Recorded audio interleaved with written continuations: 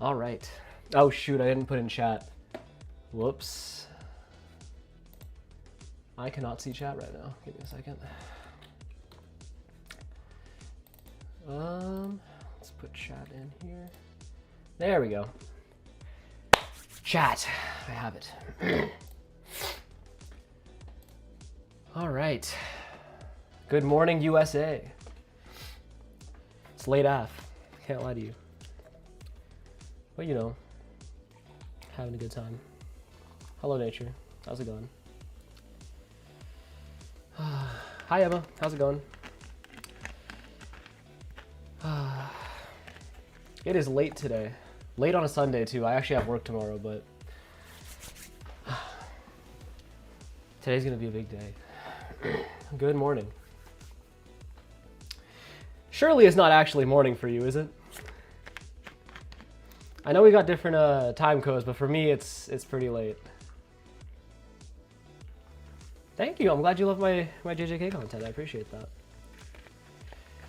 I mean, I got to root for Team USA, but we are... I suspect our odds are bad. So I guess I'm rooting for Brazil, but I think their odds are also bad. You know, my dad was a big Brazil fan back in the day, and he still is. But the first time I ever watched a World Cup, I came downstairs with my Brazil jersey on, and me and my dad were watching, and we watched Brazil get their back blown out 7-1. It wasn't cool. That was not a fun experience. Dude, literally every single stream, I keep forgetting to turn the latency down on chat. It's normal latency, so it's gonna take a while for your messages to show up. And I'm sorry, I keep forgetting. Wait, Brazil got eliminated? No way. Wait, is that true? Wait, World Cup bracket. Are we for real? No way, right? Wait, who did Brazil lose to?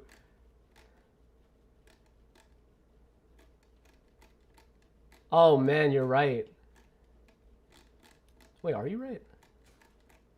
Damn, bro.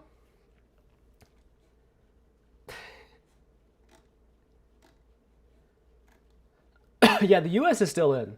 The US is playing Belgium. So the US is still in, but... Damn, bro. Yeah, I haven't been watching that many of the games.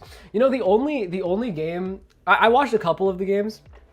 So I was gone for a full month. And the reason for that is because I was off in Europe and Africa and stuff, right? I was in Morocco. And I wanted to, I was just hanging out with some people that I had met earlier on a walking tour. And they were Norwegians, right? And they wanted to watch the World Cup game that was happening. And our tour guide was like, be careful, because if you watch the World Cup here, then it's fine as long as Morocco isn't playing. But today Morocco is playing, so it's gonna get really rowdy. But he gave us a place to watch, right? So we went to that little blue area in order to watch the game. It was outside, huge screens, right? And the Moroccan crowd was going wild. But the thing is, that was the day that Morocco played Norway. And I was there with 4 Norwegians, and they were not shy. Every time Norway got the ball, they didn't even have to score. Every time Norway got the ball, they were loud as fuck, and everybody else was dead silent, and they were looking at them crazy. They were mad. But the thing is, they were all girls. And I guess they just, they looked like they wanted to fight, but they were not about to start fighting girls. So, they got there, and they were doing all that, and then I was sitting right next to them at, a safe enough distance to where it looked like I might not be affiliated with them, but I couldn't cheer for anybody. Because if I was going to cheer for Norway, then obviously I'm going to get jumped because they'll fight me. But if I can't fight, I can't, be like, yay, go Morocco, because I'm there with 4 Norwegians. So what am I supposed to do? I'm literally sitting there dead silent the whole time. I can't move. It was extremely awkward for me. I don't have an opinion on Messi versus Ronaldo, but I do think it's funny that anytime anything happens with Messi, everyone turns around and starts flaming Ronaldo. Was good confused. Okay, so here's the thing. See, Avish. Here's the thing. We do have a plan for today. There are actually two things that I want to get to today. Number one, I want to talk a little bit about Avatar because I recently put out an Avatar skit and it's literally, I can only think about Avatar right now. But we will also talk about JJK. So here's the thing. I want to do a stream in the future where we talk about every single, we try to defend every single character from Slander in JJK. But the thing is, I don't actually know all of the Slander for every character yet. So I have this set up here. I'll move my camera and stuff around and all that. But I have all these characters here, and we're going to go on Reddit, and I'm also going to ask you guys for help because I'm just not going to know. And we're going to try to slander all of these characters, and then in the future, I'm going to try to defend all of them from slander. But that's what we're going to do today. Let's see. Yeah, we love Avatar. Okay. Let me see. Yeah, it's not... Graphic design is not my thing. But the other thing is that I want to make these vids. They will be vids. That's the whole point. But before we get to that, before we get to JJK stuff, what's good notification? I saw this video on my home screen and I wanted to become like a real streamer. So I'm going to react to a YouTube video on stream. It's like 10 minutes long, but I just wanted to talk about it because I feel like I'm the only human being in the entire world that has the opinions that I have. So I'm gonna show you this, and then we'll see if you guys disagree. I put out a skit recently about Avatar, and I don't know if any of y'all actually watch it. Let's see here.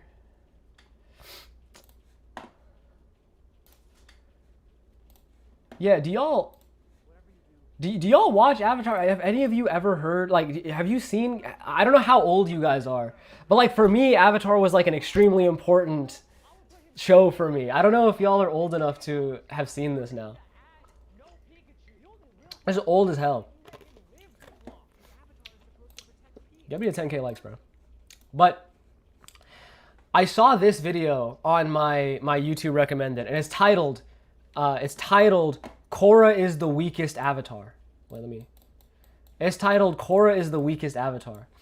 Now, I don't know what y'all's opinion is on Legend of Korra. I'm gonna tell you right now that I don't think Legend of Korra is very good. But I really like Korra the character, and I feel like she gets slandered a fuck ton. And I feel like it's not fair. So I'm gonna actually, let me move myself over here. So I'm gonna try to defend Korra a little bit, maybe. I don't know how this is gonna go though. I don't know how y'all feel, so I'm trying not to get like hurt myself. Let's see here. I did. It's an Earthbender, right? Like they're twins. I think they need to let it go. It was like Korra. I could wrap my head around Korra. It was like let's see what happened after Aang did what he did, because the world was in turmoil for 100 years and we wouldn't be able to see what he did till after he died. That makes sense. Korra. Yeah, I mean, okay. So the thing is, here's the thing, is that like, yes, it's a slander reaction because I'm right. I think that Korra is a good character. I also think she's kind of strong. I think she was done dirty by the narrative, but I'm gonna talk about it a little bit, okay? Here's the thing, like, he's right. We do need to leave. I low-key think we need to leave Avatar alone at this point as a series. Korra was cool, but it was bad. And honestly, everything after the original show was pretty bad.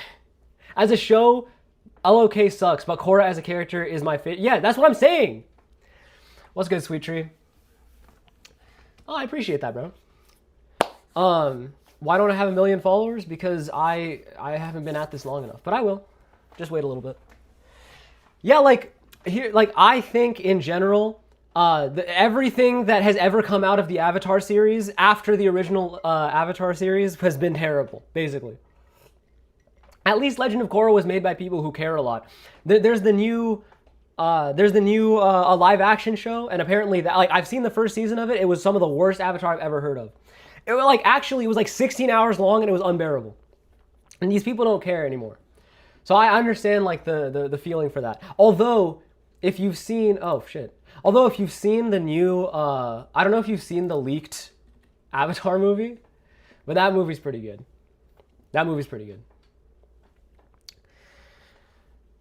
Dude, I think in general, it's like kind of hard to find people who actually care about the original series at this point, because they're just driving everything to the ground.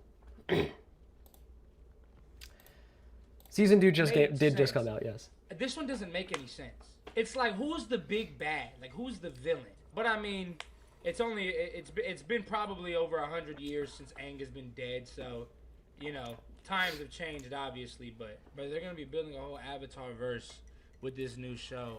Yeah, I don't know, man. Like, I liked Avatar. You know, it's funny because actually, it's actually funny because they are like the whole Avatar universe thing is cool and it's fun to build out or wherever, and especially with Legend of Korra, they did try pretty hard to like actually make the new universe cooler than the end of it.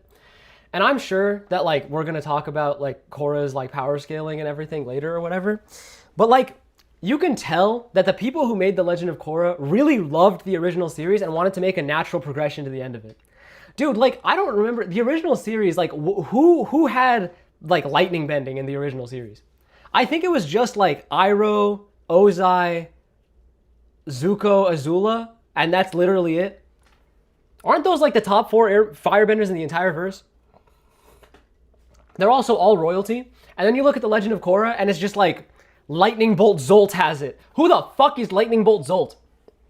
You know what I mean?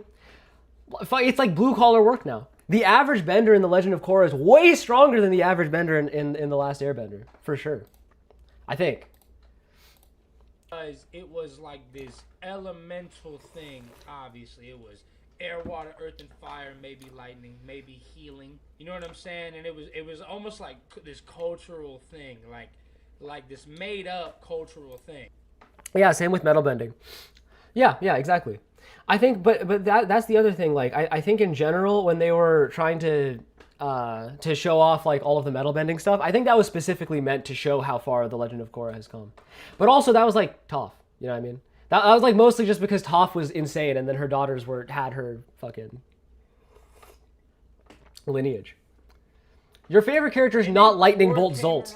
And then they turn that shit no one's favorite character is Lightning Bolt Zolt. Like, oh, if you can bend, like, you're an athlete now. I didn't love that. Korra hater. I'm not a Korra hater. I can just point out what, like, the faults in Korra. I don't know why everyone dick rides, like, The Legend of Korra. Like, there isn't no one dick rides. The thing, you know what I'm saying? The thing is, I don't think anyone dick rides The Legend of Korra. I think everyone fucking hates that show. I think everyone hates that fucking show. I don't know what it is, but like there definitely is. The end of Korra made huge changes to the lore as well. Yeah, especially like with the whole like now there's no Avatar cycle. Korra's like the first Avatar. I just did not like that. Now that's obviously personal preference, but that's a good point, because at the end of I think it was season 2, Korra, or no, it was after that. It was season 3. Korra became the only Avatar in the Avatar cycle, so all of her past lives disappear, which is like, you know, it's like an interesting writing decision. It makes sense, but dude, think about like what life is like for the new Avatar after this, dude. Aang, whenever he wants, and even Korra for most of the show, could like go back and ask their previous lives for help. Dude, what is this new Avatar? What? Can you imagine being the new Avatar and asking, like, going back into your like past lives and only having Korra for help? Dude, it's like, it's not even that Korra, like, it's fine. Like, Korra theoretically, she has problem solving skills, but dude, she's such a crash out. At any given opportunity, she's like Kyoshi, actually. At any given opportunity, if you give Korra the opportunity to finish out any situation at all with violence, she goes there. Korra's advice is gonna be like, yes, literally. It's like anything happens, it's never gonna be some peaceful shit. You'll never see Korra try to solve anything peacefully, bro. It's just hands, always. What bending would you want? I think I want water bending, probably. Because fire bending seems like it would be so horrible to have. Dude, fire bending sounds like it'd just be destructive. Air bending seems like it'd be cool, but like, I feel like airbending seems like it'd be cool if you could fly, but most people can't fly. I have too many attachments. I can't do it.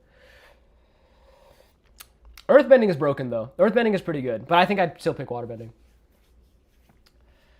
What curse technique in JJK would you want? Idle Transfiguration. Probably Idle Transfiguration. That was pretty good. Backbending. I have that one already. I don't need it. Take Tony. I've said this before. I'm not a fan of the main character just getting beat the fuck up all the time, or just not doing that much. Like, that's why I said I like Sam over Frodo. I mean, brother, Korra got beat up like season in, season out. I feel like if you love this show, you would really know what I'm talking about. Because if you hate the show, then you don't care that she's getting beat up. See, but that's what I mean. Like, they fucking hate Korra. The people who made this show hate Korra. Like, every single opportunity they have to, like, see Korra get rocked through a wall, it happens, bro. And they will close up every... Dude, did you see... Hold on. I don't know if y'all have seen Legend of Korra. Let me see if I can find the exact frame I'm talking about. Hold on. Korra gets poisoned. Have you seen, like, the images from that fucking... Dude, let me... What are we doing? What is this? What are we... Like, it's actually so crazy, like, the level of, like, detail they're trying to put into, like, these, like, torture scenes. It's kind of creepy, low-key. I don't like it.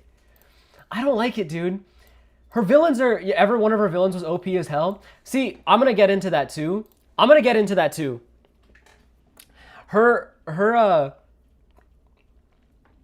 I said I wanted Idle Transfiguration for my curse technique. It seems pretty useful. Dude, all of her villains were overpowered, dude. And I know they're probably going to talk about this a little bit, but, like, dude, Amon is cheating. At all times, he has an instant win against every... There's not a single bender on the goddamn planet that could beat Amon in a straight fight. Nobody.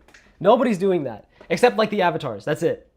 Vatu is, like, Satan. It's hard to beat, right? Zahir was low-key not all that. I mean, power-wise at least. He was getting his ass beat by Tenzin.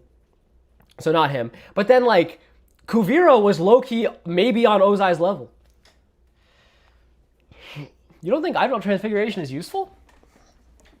Dude, Idle Transfiguration is, like, one of the most useful curse techniques you can have, bro.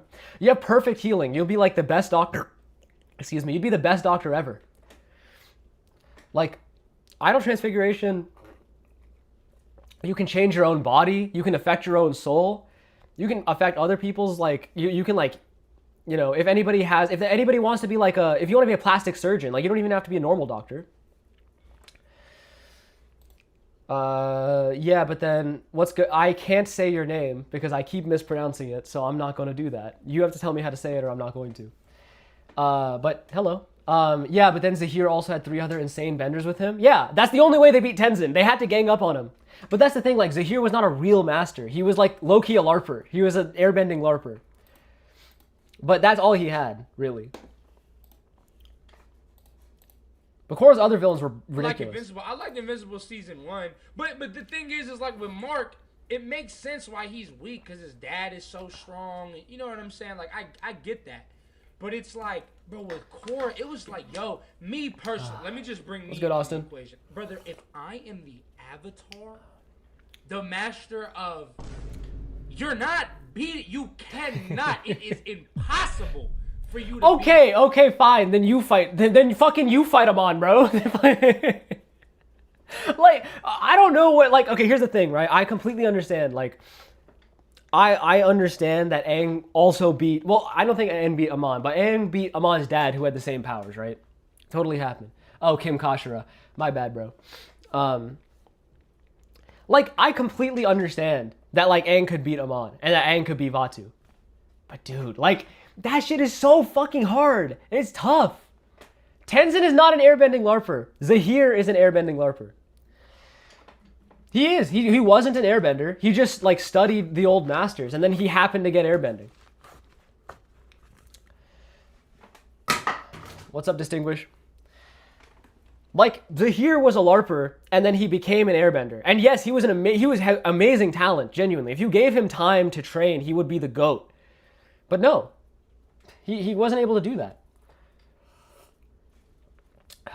Because, like, then he actually fought a real master, like Tenzin, and he got his ass beat. Granted, Zahir then brought in his goons, and it was a tough fight. But, like, man, come on. Like, it's rough. It is improbable for you to beat me. You can't do it. I'm the Avatar. And she was getting, I mean, what was that earthbender's name? And she was putting, the beats on Korra. Yeah, Kuvira. Kuvira was putting them hammers on Korra. Just to be clear, every single character in the entire show was putting hands on Korra. But that's just the way the show was written. But again, like, Kuvira was a crazy earthbender. What earthbender was probably stronger than Kuvira was? Besides Toph, who is like the strongest bender, not like the strongest non-avatar bender, right? Besides Toph. Boomy, maybe. Korra slander is justified. I'm trying to change your mind about that. I think that Korra slander is kind of overblown. Yeah, Kuvira was basically, I don't know if she was exactly on Ozai's level, but I think if she and Ozai fought, it's like low-key, maybe 40% of the time, Kuvira wins. I have seen Evangelion, yeah. Just glaze Sokka and Toph. See, it's hard not to glaze Toph. Toph is actually like that, so it's kind of hard not to glaze Toph. She's fucking broken. Toph is like, Toph at 97 was, at the time when she was there, was like, at 97, was still the strongest earthbender alive. Like, Kuvira, if she would fold Kuvira at that age.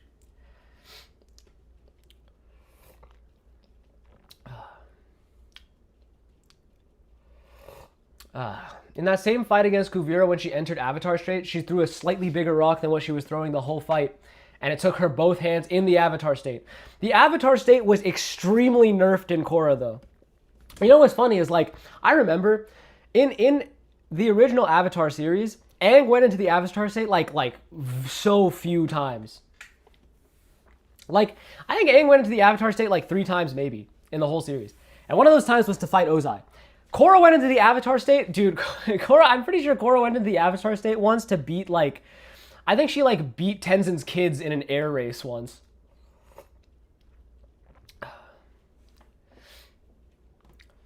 Avatar State was extremely nerfed in Legend of Korra. To be honest, like, I think in general, Korra was, like, I've been saying this the whole time. I think Korra was completely dogged on by the writers. Fucking hated her. Aang versus Korra. I think Aang probably wins that fight. I think Aang wins that fight for sure. Because if you really look at like what Aang went through versus what Korra went through, this is the other thing too. Aang at 11 years old was forced to go out into the world, bro. What did Korra at 16 years of age? Korra had no ability to make any choices for herself because the White Lotus just brought teachers to her. She wanted so badly to go out into the world, she never got the chance to until she was 16. And Aang, who did Aang learn from? Aang's earthbending teacher was Toph. His waterbending teacher was Katara, who is probably the greatest waterbender alive, right? His firebending teachers were, well, I don't know if I count Zhang, but Zuko, right? I mean, he was pretty good at firebending. He wasn't the best, but he was pretty good. And he was a master at 11. He was the youngest airbending master ever. You know what I mean? Aang and Korra were low-key polar opposites in terms of their ability to be the Avatar. I think mostly they were polar opposites in terms of how they viewed being the Avatar. Like, well, okay, Aang mastered almost all elements in a year, which is true. But Korra could bend all 4 elements at the age of like 3 years old. So like, I don't know. So here's the thing, right? She didn't master any of them, but here's the thing. I think, in general, right? Aang didn't want to be the Avatar. His whole mindset towards being the Avatar was reluctance. That was his whole arc. Like, the second he found out he was the Avatar, he ran off. My bad, nature. He ran off. He, like, disappeared. Because he didn't want to be the Avatar. And then he came back. His entire, culture was genocided. And Korra, the whole time, she loved being the Avatar, bro. She ran into the situations at any given time. Korra tried to be the Avatar without mastering airbending for the longest time. Yeah, I mean, but Aang did the same thing. He didn't know any elements. I mean, but he had to. He had to go into the world. He only knew air, but he had to go into the world and learn the rest of them. And he sucked. He sucked at earthbending, and he was sucked at. He got better at it eventually, but naturally he sucked at it. And firebending, he barely ever firebended, like, at all. What would any of the other avatars have done? Dude, yeah, Kyoshi would have clapped him. Dude, you know what's funny? So there are 2 novels that are dedicated to Kyoshi, to Avatar Kyoshi, right? That are canon in the Avatar universe. I have not read either of them, but every time I hear a story about Kyoshi, it's never some normal shit. They make her sound like prime King Von every time you hear anything about her, bro. She was like single digit years of age, and she was raised by a criminal syndicate. She was raised by an actual gang. Like, she was raised by a street gang. Anytime that she ran into a problem, her instant decision is to fight. There was this old brutal bandit leader, right, of her time, and he could use lightning bending. And by the way, back then Iroh wasn't born yet, so they didn't invent the whole lightning redirection thing. That didn't exist yet. So this guy was brutal. And what she did was she used airbending to pick him up off the ground, drop him, falls right into the ground, splats on the ground, kills him instantly. Her best friend was not safe from the smoke. He got possessed by a dark spirit. She was like, we were never friends. Beat his ass. Chin the Conqueror, she broke off a piece of the earth, put him in the middle of the ocean, and drowned his ass. Like, Kyoshi was actually different. I don't know what her problem was. And you know what the worst part is? She didn't live Toph was 97 when she died, right? See ya, duck. She was 97 when she died or something. I don't even know if Toph died in canon, right? Kyoshi lived to 230. Fuck, man. What? Why? How? How did she do that? That's crazy. Anyway, yeah, Kyoshi was fucking crazy. Do you think Ryu could beat Toji? Could Ryu beat Toji? No, I don't think so. Maybe. It'd be really hard. Ryu's pretty strong. Yang Chen might have been the strongest Avatar. Maybe, but I doubt it. I doubt it, bro. I low-key think Kyoshi is probably stronger. Because, it's just the whole, because Yang Chen was not sweet either. Yang Chen was not sweet. She was also down. I don't know if y'all remember the scene of, Aang asking everybody for help. But, Yang Chen in that scene was like, bro, not everything is about you. Kill that man. You know what I mean? So, Yang Chen was not sweet either. But, bro, Kyoshi was different. Kyoshi could turn you deaf. I just believe that. I didn't know that, but I fully believe that that's a thing. You know what I mean? It's like anytime you hear some shit like that, you just you just believe it. Yeah, fade him. That's literally Yang Chen was saying that shit. Yang Chen was an air nomad herself, and she's telling him to fade him. And she was getting nailed down, brother. I mean, it was sad to see. This can't be Aang. This can't be Roku. This can't be Kyoshi. This can't be Yang Chen. It can't be. You know what I'm saying? Zahir was crazy as well. Zahir was a little hyped up because when Zahir and Tenzin Zahir was not that crazy. Tenzin really beat him. Yes, people say she's poisoned. And maybe the blame is the writers. Maybe the writers just didn't do that well because if y'all know the lore, the first season of Korra was supposed to... Did Kyoshi invent glass bending? Wait. Is that a thing? I didn't know that was a... Hold on. What the hell? Oh, it's in the novels. Yeah, I don't know. Yes, earthbenders can bend glass. Yeah, she invented fucking glass bending. Yeah, I mean, I don't know. I just believe anything at this point. She was just like that. Yang Chen's only weakness was her barber. To be a one and only one and done. It was just supposed to be something like cool. But it was so popular. Look, she was religious. Like, yo, run, try to run some more. And like Amon was supposed to be the big bad. And so I don't fault them for that. You know what I'm saying? Like, I give them grace. But it's like, brother, like, I mean, she's getting beat up all the time. She's getting beat up all the time. Roku caused the 100-Year War. Yeah, for sure. If Roku would have put Sozin down right then and there, it would have been a wrap. Korra's good. See, okay, that's another thing. The idea that, like, because now he's talking about other avatars. The other thing about Korra being the weakest avatar is that she's on no level could you ever consider Korra to be the weakest avatar when Avatar Kuruk exists. Do y'all know about Kuruk? Let me see if I can find y'all remember this fucking guy?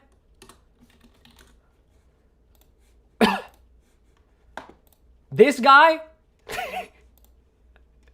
This was one of the avatars, okay? This was the avatar, the waterbending avatar pre-Korra, okay? This fucking guy was the weakest avatar. This fucking guy, because all this guy did the entire time he was the avatar is he got married and he surfed, and that's it. That's the only thing he ever did.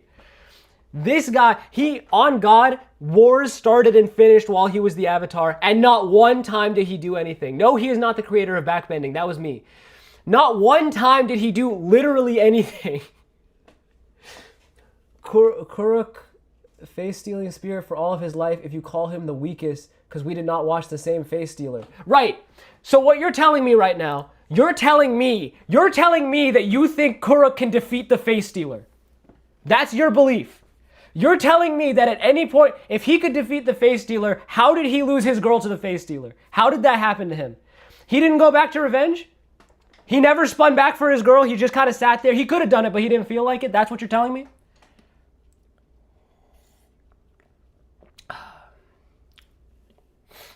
There's no way we're talking about the same guy, bro. He survived. Listen, all you have to do, because the thing is, Ko the face stealer is powerful, but he's not dangerous. Because Ko is not going to actively, like, attempt to kill you unless you have unless your face gets fucked up. Like, unless you make, like, a facial expression. Aang survived that shit, too. Aang just straight poker face, easy. What you're basically telling me right now is that Kuruk's best feat in the entire show is keeping a poker face for like 10 seconds. Like, what are we talking about, bro? That's slander, if anything. Leon Kennedy versus Aang. Leon Kennedy makes a dumb pun and Aang gets fucking folded.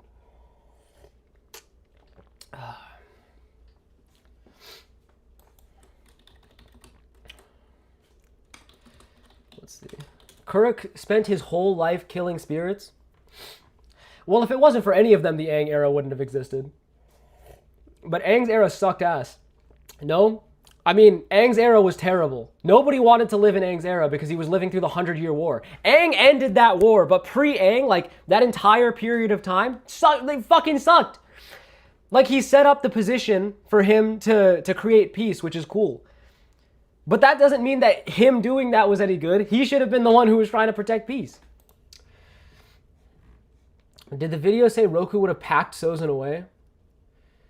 I don't think... So, okay, what basically happened with Sozin, from what I remember, is that Sozin hesitated on killing... Roku hesitated on killing Sozin. Because he could have done it. Like, there was a period of time where he had Sozin dead to rights and he let him live. And that's why there was a period, like, that's why at that, time when Aang was asking for advice, he was like, don't hesitate, make a decision, right? Like, don't be indecisive. Why didn't Kyoshi discover metal bending before Toph? Like, this is not Glaze. Toph is just literally different. but also because like I would imagine Kyoshi was never put in a position where she would have had to learn metal bending. Toph was in a position where she actually had no choice but to learn metal bending, and Kyoshi was probably just never there. You know what I mean? Congratulations on your short reaching over 1,000 views, bro. That's sick. Korra is worse. Too much love triangle. Yeah, Korra. I don't like Legend of Korra either. The romance in Legend of Korra wasn't good either. It just wasn't.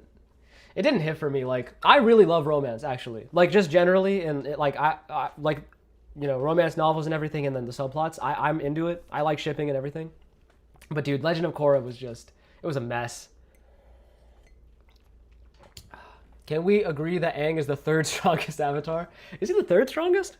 Who are you putting at 1 and 2?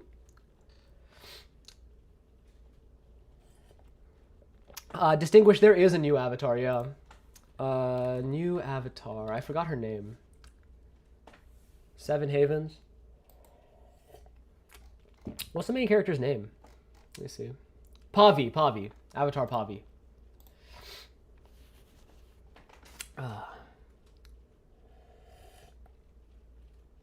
I like this friend now. I like this friend. Well, the thing is, it's not even like, dude, okay. Korra, so Bolin was interested in Korra. So Bolin tries to, you know, get with Korra. Korra says no because she wants to get with Mako. Then Mako gets with Asami, so Korra can't get with Mako. No, wait, no. First Korra gets with Mako. Right? Wait, I don't remember which comes first. There's a love triangle between Korra, Asami, and Mako, right? There's a whole thing. Bolin's just kind of off on his own. And then later on, Mako and Korra are together, okay? But Mako, you know, Mako and Korra break up because they weren't a good couple, and then Korra goes to go be with, Mako goes to go be with Asami. However, then Korra gets amnesia and forgets that she and Mako broke up, right? So what does Mako do? Does he remind her that they broke up? No, he gets back with Korra while he is with Asami, and he does not tell her that they broke up. It's like such insane, and Asami just kind of like, the worst that he gets from that is that Asami just like looks at him disappointedly. Like, God damn, bro. Mako is the worst fucking character ever. And the thing is, it's like he doesn't even have redeeming qualities. I hate that character, bro. Isn't Korra lesbian? She's bisexual. Because she gets with Asami in the end. This is something that I personally have. So I talked to my girlfriend about this before. She likes Korrasami a lot. I also really like Korrasami. I think they're a good couple, but only in the comics. I think in the show, there's such little, like, I understand that they have like the season 4 like recovery arc buildup, but it doesn't feel like set up for a romantic arc to me. And then when they actually get together, it doesn't feel like they really committed to actually having those two characters get together. It was very vague. But in the comics, I mean, they're adorable, genuinely. Pavi is a cute name, dude, yeah. I hope I like Pavi. I saw the most outrageous video. Someone said Zuko versus Mako isn't even close, and Mako wins.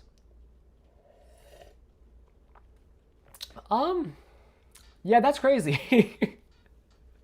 that is crazy. Not that, like, so the thing is, Zuko is not the craziest earthbender ever, though. I mean, sorry, the craziest firebender ever. Zuko's strong, but he's not like of Team Avatar, right? He is probably, of his element, probably the worst at it. Like, Aang is like among the best airbenders ever if you take out the rest of his bending abilities, right? He's like the best one of the best airbenders ever, potentially the best one, right? And then you look at like Katara, she's potentially the best waterbender ever. Toph is definitely the best earthbender ever, right? And then you look at Zuko and he's like maybe 4th best, and if even that, you know what I mean?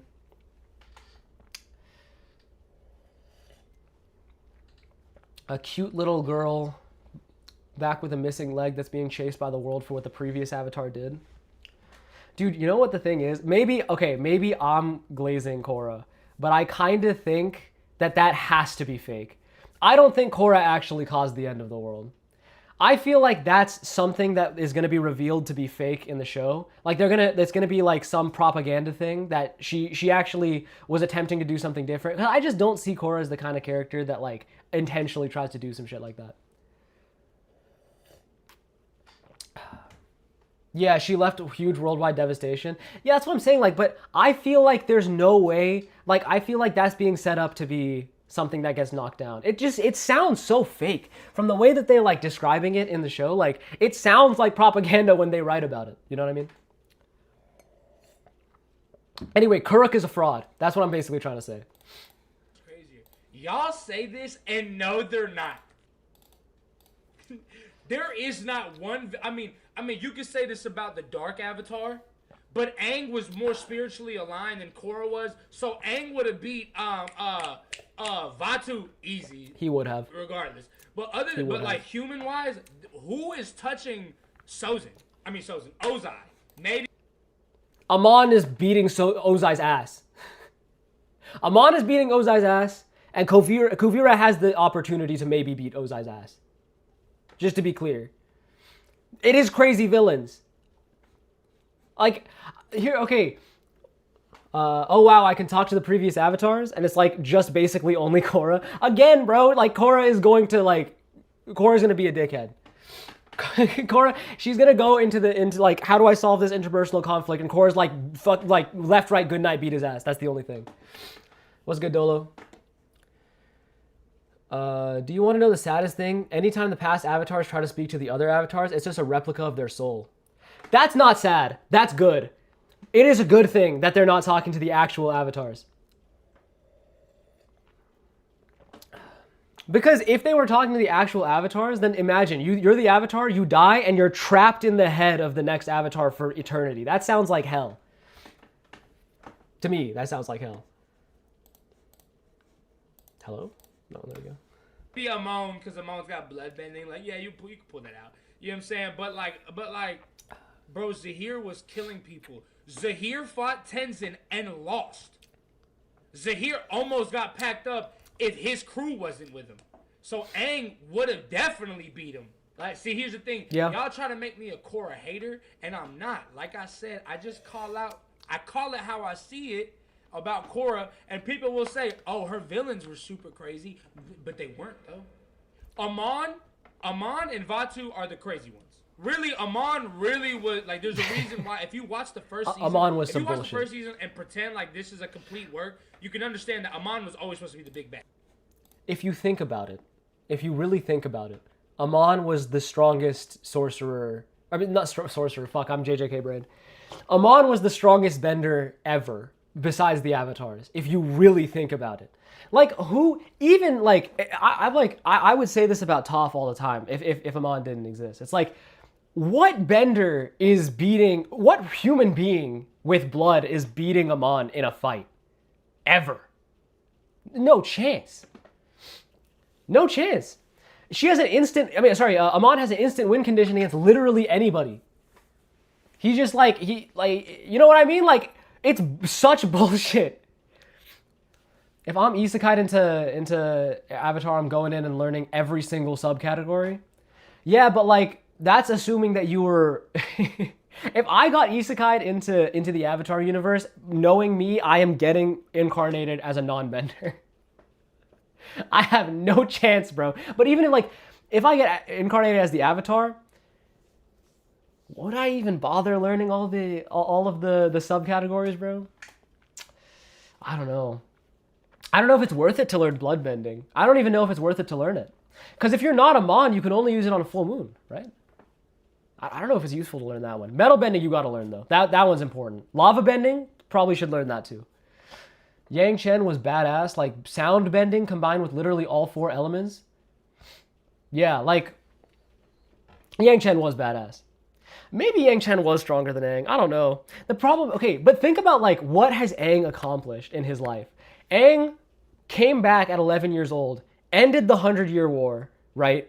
And then he went and basically invented a new system of government. I don't think anybody was using democracy before, right? And he did that in a central location that was attempting to bring all 4 nations together in a centralized location, right? And he did all of that while preserving the Airbenders' heritage that had been wiped out by Ozai. You know what I mean? Like, I feel like, and all of the lore that surrounds that in the comics and everything, like, he did so much, bro. I don't know if Yang Chen can beat that. Not that I would know. Assuming that you're incarnated as a non-bender, the only subcategories are backbending unless you got no riz. Yeah, but I wouldn't need to learn that one because I already have it. I think if you're a non-bender, then you gotta learn like Ty Lee's like chi technique. That's what you gotta do. Because Ty Lee was broken as fuck too. That's the other thing. Ty Lee was stronger than like 90% of the benders. Because she could just take away your bending if she wanted to. She was fast as fuck. Ozai murdered whole continents. What does killing have to do with it? Yeah, I don't. Aang was holding back the whole time. Korra wasn't. I don't know. From what they say, Aang was holding back. They say the next avatar is always stronger than the last. That's not true. I don't believe that Korra is stronger than Aang. But like it's not like a man-woman thing because I don't believe that Aang was stronger than Kyoshi or Yang Chen. So don't get it twisted. From what I have heard, especially about Kyoshi, from what I've heard about Kyoshi. I haven't dived deep into like her books or her novels, but Kyoshi seems like the baddest one. Yeah. She seems like the strongest avatar. Like from who we've seen, Kyoshi seems the strongest. I'd say Yang Chen maybe is second. Yang Chen canonically can create sound barriers. Seriously? That's disgusting. I didn't know that, but if not, y'all told me about that. We don't really one. have much lore on Yang Chen. At least I don't. So I say Kyoshi number 1, Aang number 2. I probably put Yang Chen number 3. Roku number 4. So like it's not like I'm not saying Korra's weaker. I mean, I can give you that one. I think that list is probably fine, but bro, like Korra, I don't know, man. I'll talk about Korra in a little bit. I saw a post on Reddit and somebody asked who is stronger. Do you mean Jong or Ozai? Ozai is stronger than Jong, for sure. Gotta be.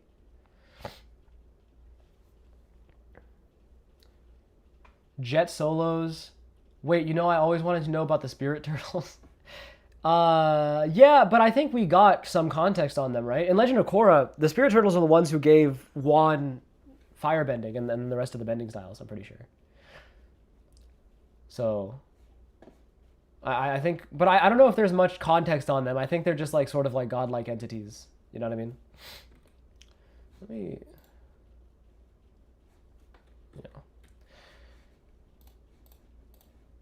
Because I'm some dude that just Korra probably top 2078 avatar. I think at the very least she clears Korra. But also the other thing is that okay, if we take this seriously for a second, okay? We put Kyoshi number 1 for sure. I think we put Aang number 2. We could put Yang Chen number 3 if you want. Because sound barrier sounds fucking broken. I can't believe not a single avatar after her learned that. That's crazy. And then I think you put Korra. I think you could put Korra above Roku maybe, because I would be very surprised if Korra had trouble dealing with the shit that Roku had to deal with. Roku was extremely strong, but I think Korra does not get enough credit for the bullshit she had to deal with. Dude, Amon is fucking stupid. Vatu is stupid. Kuvira is also stupid. Zahir was like, in theory, he was stupid, but I can't stand Zahir on any level. You know what I mean? Cabbage Man, no diffs both. I mean, that's just real. I'm learning the core 4, then blood bending, metal bending, glass bending. Can you even learn? I don't think you can learn energy bending, though. Isn't energy... You have to get energy bending from the spirit turtles, I thought. Never mind. No, never mind. Your boy is just him, so he can do it. My fault. She had strong bending. Korra did have strong bending, but it's also... I think in base she had strong bending, and then she got into the Avatar state and she had slightly stronger bending. I feel like Aang's bending in the Avatar state was stronger than Korra's bending in the Avatar state. The bullshit that could have been prevented if she listened to Tenzin. I think that's true in Season 2. Korra was a really weird character in Season 2, man. I don't know what they were doing with... I don't know what their goal was with her character in Season 2. But, yeah, like, if she just... I don't know, she was a teenager. Like, whatever. All right. Like, I don't think Aang's the strongest avatar. You know what I'm saying? It literally just is, like... From what I saw, Korra was getting... I mean, brother, it was like she was put in a blender, an elemental blender. Like You know what I'm saying? If I'm not mistaken, in Yang Chen's era, the people considered her a god. Yeah, Yang Chen was disgusting. Honestly, if you're defending Korra, They were sniffing every day when writing that season. Yeah, the whole season was bad. It wasn't just Korra. The whole season sucked I watched ass. Korra when it came out, episode by episode, especially the first season. You know what I'm saying? So, like I ain't gonna lie, the very last season, I kind of fell off. But I like even when I was a kid, bro, like that shit came out in what, like 2000, like what, 11, 12? I was just thinking like, damn, Korra gets beat up a lot. I thought that as a kid, with like, and you know, when you're a kid, you just watch whatever's in front of you. You don't care what you're watching. You don't have thought about what you're watching. I was in that like, yo, she gets beat up a lot. You know Bending in Korra has become less like martial arts and more like trash MMA. That's true. The animation in Korra was interesting because the art style did evolve, but they also did it. They also took out all of the martial arts elements that was like cool about like the individual styles of bending. They just completely removed it. It was sad. Like it was just like big, like every single bending style is the same. It's just, yeah, whoa, everything is just this now, or what? Yeah, everything is just, every single bending style is just the same. Like earth bending looks like that in the Legend of the Last Airbender. That's what earth bending looks like. But everything else, like the water bending, has some flow to it. But only, I think, in the Legend of Korra, it's like you can see Korra very aggressively just punch water at people. I don't know. That was kind of sad. I didn't like that. But I don't even like Legend of Korra as a series. Like, just in general. When I watched it, that's why I don't like when that shit happens. I am not a fan of it. Like, this our main, that's what I'm saying. She's our main character. I'm not saying she got to be the strongest, but I mean, Korra was getting, like... They're still throwing up fireworks in your area? I mean, maybe it's July 5th, bro. With Kuvira, but like I said, bro, me personally, you just can't beat me with one type of bending unless you're Toph. Unless you're Toph. Toph is just like that. You know what I'm saying? I heard the live action was awful. The live action, I've only seen season 1. I think season 2's live action came out recently. Yeah, that's what I'm saying. Amon's really got it. And it was like, bad. you know what I'm saying? Like, it wasn't good. Like, again, if you think about it, if you think about the first season, if you consider the first season just the complete work of Korra, you can understand why Amon was really like that. Like, oh, his power, like, if they would have redone all of Korra, Amon would have been the big bad at the end. Is this dude green screen into his room? Yeah. Yeah, I am. You wanna see? Ha! What the fuck? Ha! Is it? But yeah, basically, Aang uses bending correctly, and Korra uses tiny wind gusts, smashes pebbles, fireballs, and grunts all the time. Yeah, but the thing with... I think that's the way that basically every character bends in The Legend of Korra. I think that's like a major problem. Granted, Korra's bending style is super aggressive because she's just super aggressive, right? Like she really just punches water at people, punches fire at people, all of that shit, right? But like every character does that in The Legend of Korra because they just forgot about the martial arts elements in that series. Like, you know, water's supposed to be flowy, air is supposed to be light, fire is supposed to be, you know, or actually I don't really know how to describe fire. But they didn't bother with any of that, really, in The Legend of Korra. It just wasn't about that, I guess. All right. Okay, cool. That's all I wanted to talk about with the Korra stuff. We can get back to JJK now. I wanted to temporarily defend Korra for a little bit, but just because I made an Avatar skit, but we can get back to JJK now. All right. I saw someone's excuse for saying why the bending in Legend of Korra was just punching and kicking elements, and their excuse was, times have evolved and you can't just throw elements around. Times have evolved. I think the average, so again, like I think I said this earlier, but like the average bender in The Legend of Korra is stronger than the average bender in The Last Airbender, because time moves on, and there's progress and everything. And I get that. It's true. I mean, it is the case that you need to do all that, but I think there's a way to show that progress without completely disregarding the martial arts elements. You know what I mean? Like, show the martial arts evolving, but don't have everything go into the same direction, you know? Anyway, let's move on. So, the fact of the matter is, The fact of the matter is, I have to find slander for every single character in JJK because in a future live stream, I'm going to be basically doing this lawyer thing where I try to defend every single character. But I don't actually know the slander for every JJK character. I know them for a lot of them, but I need chat's help, and I'm probably going to be using Reddit a little bit to try to hopefully do that. The second voice actor for Uncle Iroh tweeted that Paramount are fucking up the show. Seriously? Damn. I always thought the voice actor for Uncle Iroh was super chill. Honestly. That's crazy. Yeah, but I mean, like, that's the thing. Nothing that has come out since the original Avatar show has actually been good. It's all been, like, okay at best. The whole thing.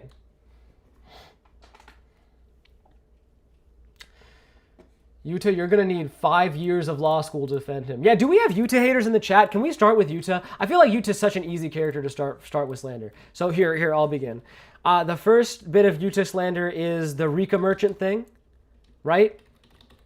They say that the only way that Yuta can win any fight is if he has Rika there to defend him. They've also... There we go. Yeah, I'll make this smaller.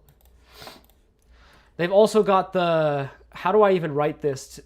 They got the whole child lover thing.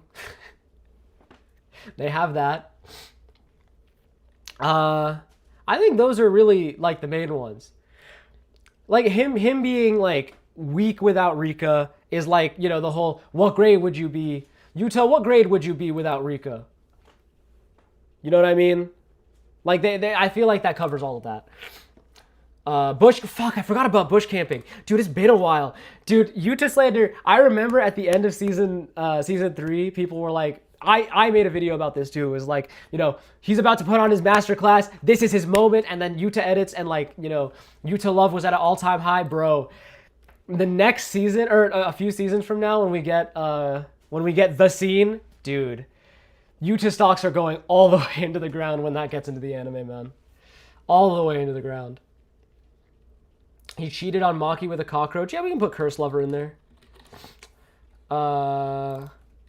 We can put Curse Lover in there. Actually, while we're talking about the child lover thing, we're just leaving it at that. I think we know that one. You don't know where the bush camping meme come from? You're probably an anime only. You'll see. You will see. So let's go on here. What are the... I think this is the one, right? The subreddits. I'm gonna be searching in here for but I don't want to, like... I don't know if there's any more Yuta slander that's, like, obvious. Like, there's, like, Yuta walks surprisingly fast. But that one's easy to defend against. It's, like, it's too free. If Yuta wears Rika's ring on his ring finger, what about Maki's wedding ring? Does he even wear a wedding ring? Does Yuta old? Does he ever wear, like, a wedding ring? I don't think we ever see his hands, right? I'm not sure.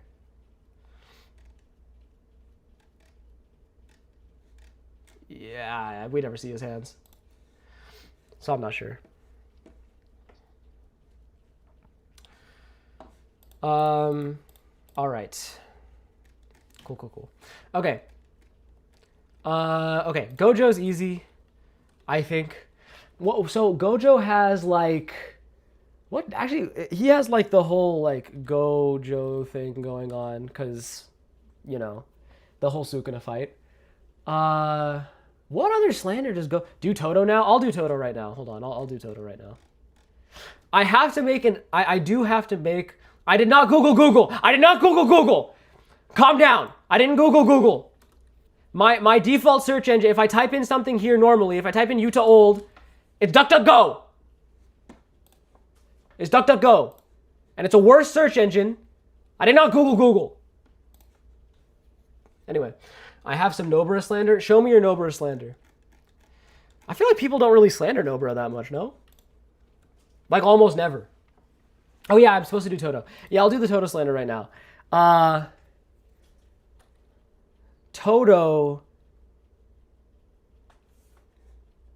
I have to try. Like, I do want to make an attempt at like actually trying to slander Toto, but like I literally don't think.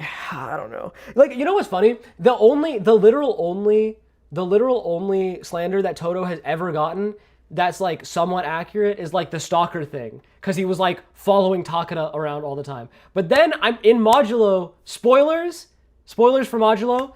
He does, I think, marry Takada in the end. So it's not actually like that. It's like literally fine.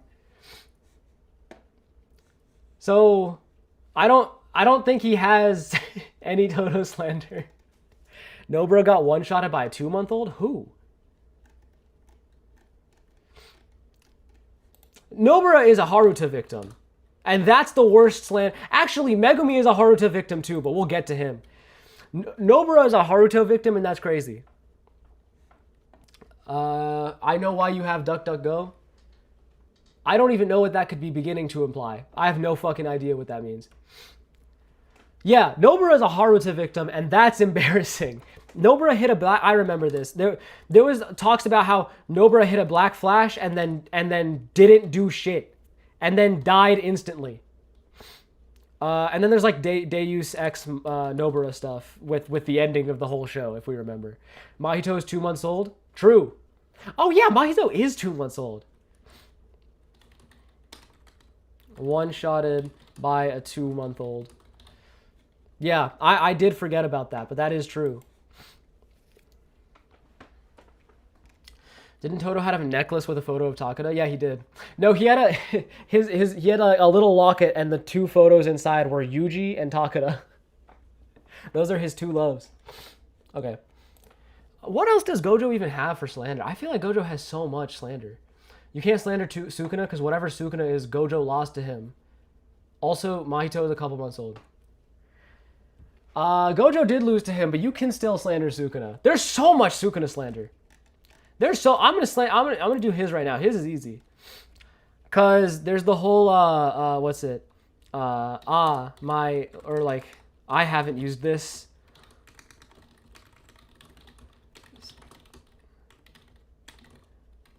Right? And then there's like Gege's favorite, or like fuck it. What was the deal with, like, I remember I used to watch, oh yeah, right. He's Maharaga's son. Gojo be kidnapping kids. Oh yeah. Oh yeah, Super Senior Gojo. I forgot about him. Super Senior Gojo. You know, it's funny. It's literally not even just, can I talk about spoilers? I don't care if you talk about spoilers. In general, like, all my skits have spoilers in them, basically. So I do spoil people sometimes. Dude, it wasn't even just Yuji and, yeah, Toto hides behind Yuji. That's real. That is something.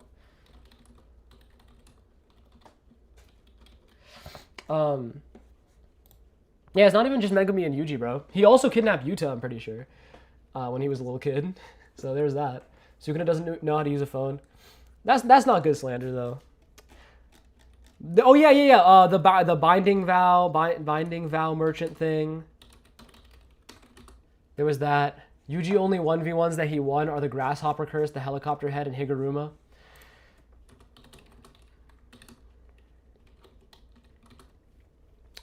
That's true. Though, yeah, punch kick merchant. I remember when this was a whole thing. That one's going to be easy to defend against because his bag is deep as fuck now. His bag is super deep. Never wins 1v1 punch kick merchant. Oh, not the main character? Because he kept getting his bag stolen by both Yuta and Gojo every time. Plot armor, the Sukuna cycle. Yeah, the Sukuna cycle is real. Yeah, it's true. Sukuna has so much slander, bro.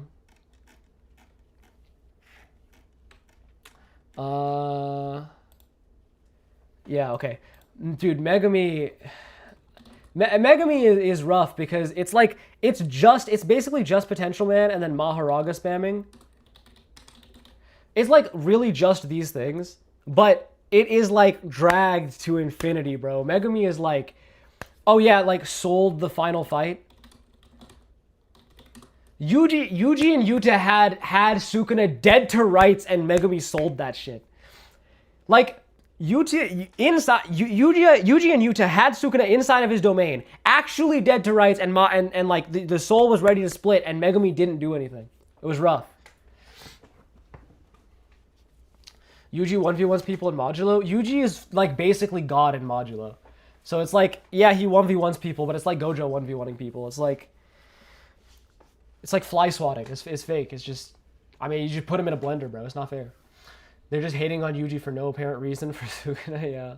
Yeah, Sukuna. But like being a Yuji hater is kind of funny. I don't think that's slander. It's really just these things, I feel like, for them. But he gets dragged for it. Mahito got Yuji in the fetal position, mentally scarred and depressed. Yeah. But, like, is that... Yeah, you know what? I'll just, like...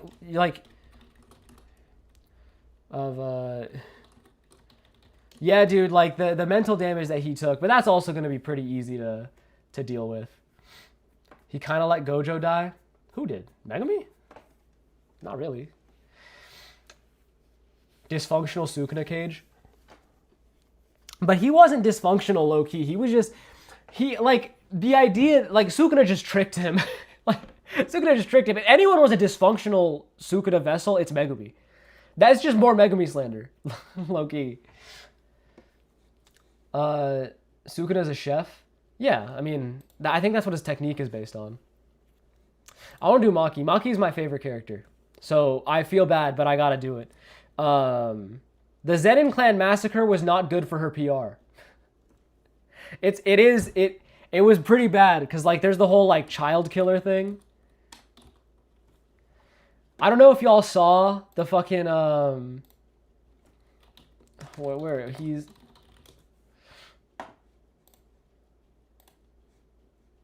Wait, it's not this one. Yeah, I can't find it. But like it was bad. The Maki slander was fucking terrible. If we are being for real, Kusakabe is the most like a normal person. No, Kusakabe has slander. I remember. It was what like this. I remember it was like the strongest sorcerer in history, right? Versus the strongest sorcerer.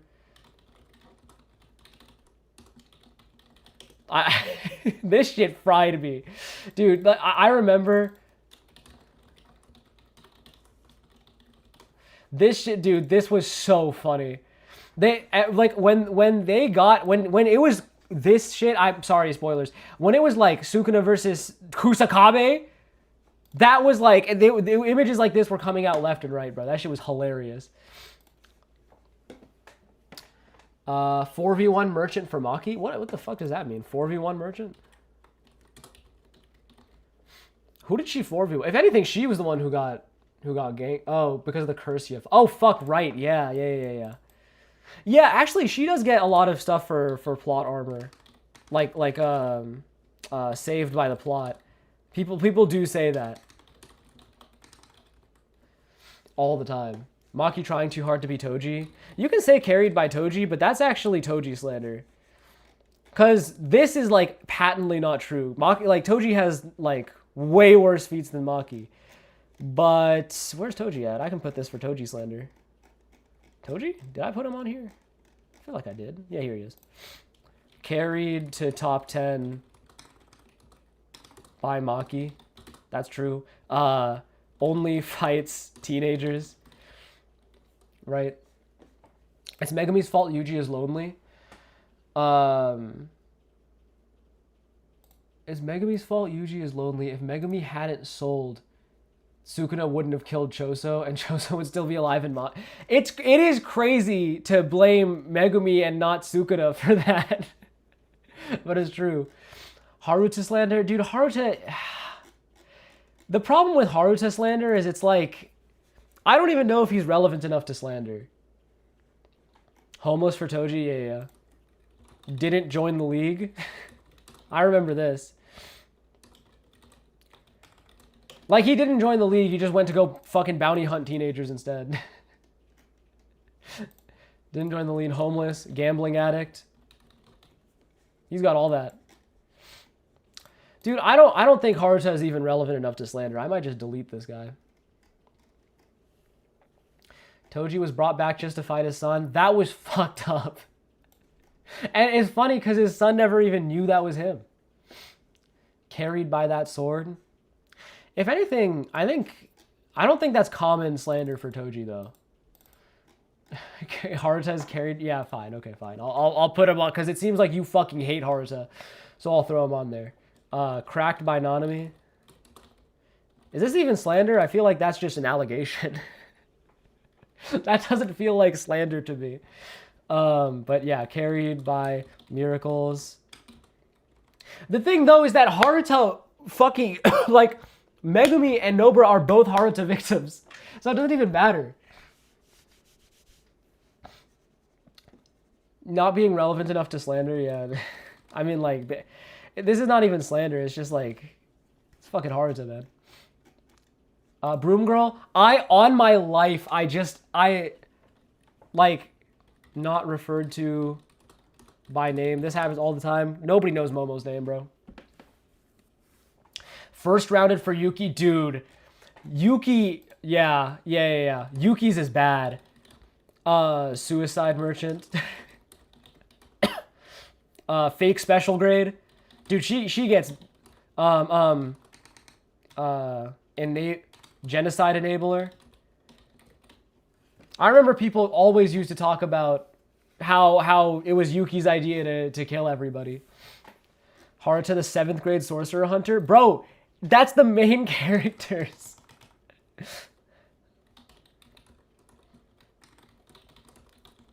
Yeah, it's rough.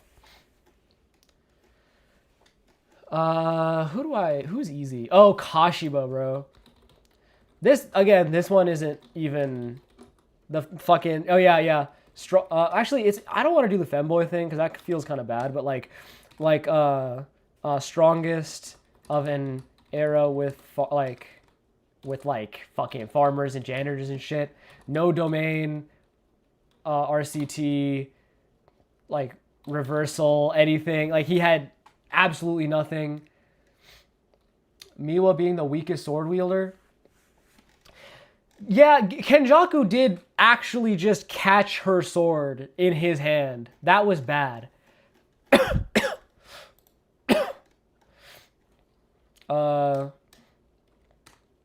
But it's like, is that slander? She's not a fraud. She's just a bum. There's nothing. She's not a fraud. Nobody thinks she's good. There's the waffle stuff with Kashimo. Yeah, I did forget about the waffle stuff. Yeah, dude, like because he was hyped up so much, and he got like half a chapter, like, I don't know, like 2 chapters or something, to fight him. Your boy is still on Haruta. Haruta is not, dude. Haruta was in was barely in the show. You can't be that mad at it. Now, yeah. There's pillow hands. Tickle Monster. There's misogyny, but I don't think that's even slander. I think that's just true. Toji Glazer, yeah, true. Higuruma should have domain spammer. That was funny though. It's true, but it is hilarious that he will just like instantly before the fucking before the battle even starts, domain pop. It is like literally all he has. Higuruma also gets some potential man stuff. Because they do talk about how he has potential rival Gojo and then, does get taken out. I know exactly what video you're talking about for Kashima, bro. I know exactly what video you're talking about. Let's see. Not referred to by name. Worst curse technique in history. I think that's it.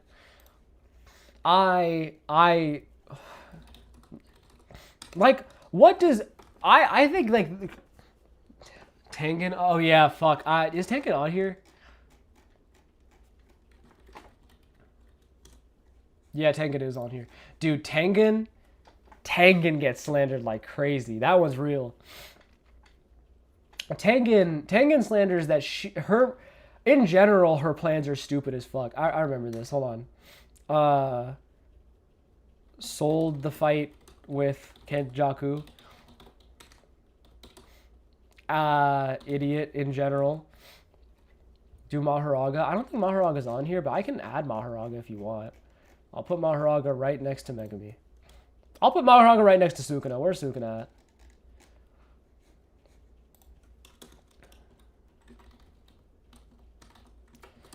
But does Maharaga just doesn't get slandered? Why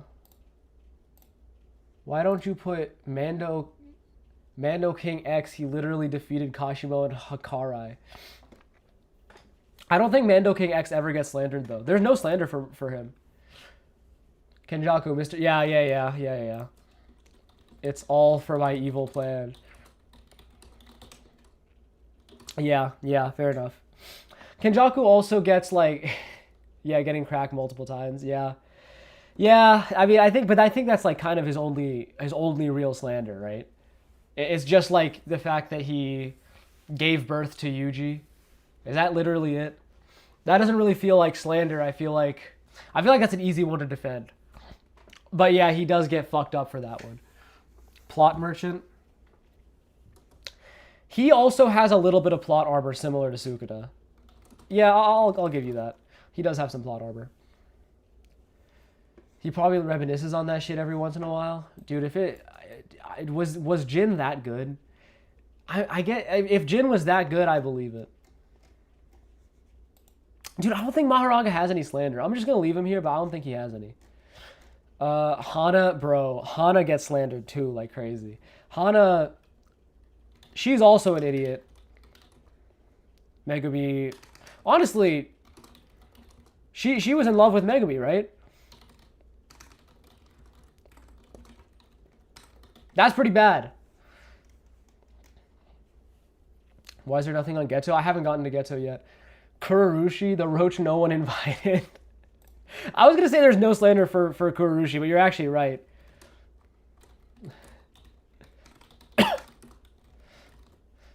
People fucking love Kururushi. Yeah, bug spray. I remember that. Yeah, like Megami Glazer is crazy in universe, but it's true.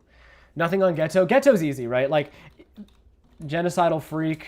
Like, it really took nothing to push him into genocide, right? There was nothing for him. He's racist. Yeah, the racism stuff. This is like old slander though. I feel like Geto barely gets slandered these days. On par with Gojo. I remember. No, better yet. We are the strongest. Yeah, this was stupid. It's not even fucking close. Takaba, I don't think... Dude, Takaba doesn't have slander, does he? Who slanders Takaba? I feel like everyone loves Takaba, bro. That's the same with Maharaga. I feel like nobody slanders them. Uraume, cracked by Hikari for 9 months. Potential villain. No bag. Right? I mean, we never once saw... I'm pretty sure we literally never saw Uraume do fucking anything useful. Like, her whole fight, or their whole fight versus Hikari was just completely off-screen. Right? Maharaga can't adapt to depression. I don't think that's common slander, though. I don't know about that one. Uraume... Yeah, off-screened. Yeah. Yeah. That one's real.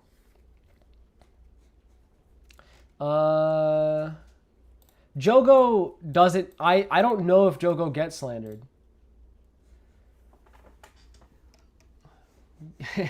Give me a sorcerer, but hold the domain.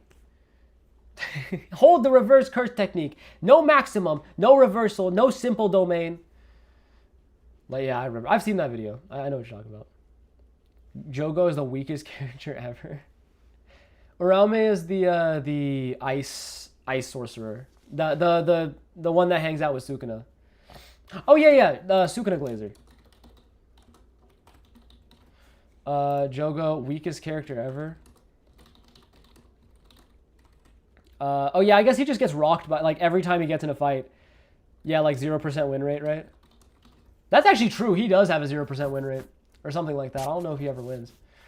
Oh yeah, and the hole in his head. That I'm just not even gonna comment on that. Modulo Yuji. There's no I have Yuji on here, but I'm pretty sure that Modulo Yuji doesn't get slandered because he's broken as fuck. Geto got his technique body stolen. Oh yeah, that's true. That's true. Yeah, Geto got his whole bag stolen. And Kenny used it better. That's true.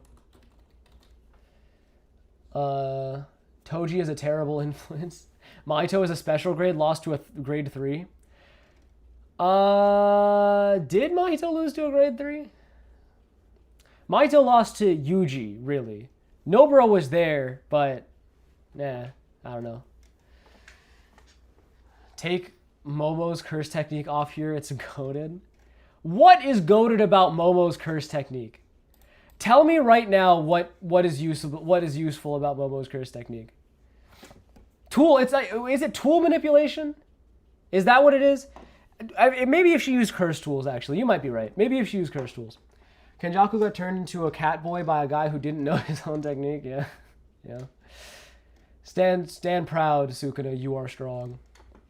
That's Sukuna slander. That's Jogo Glaze. Football head. I'll replace hole in his head with football head because I don't want to talk about that one. Yeah, it is tool manipulation.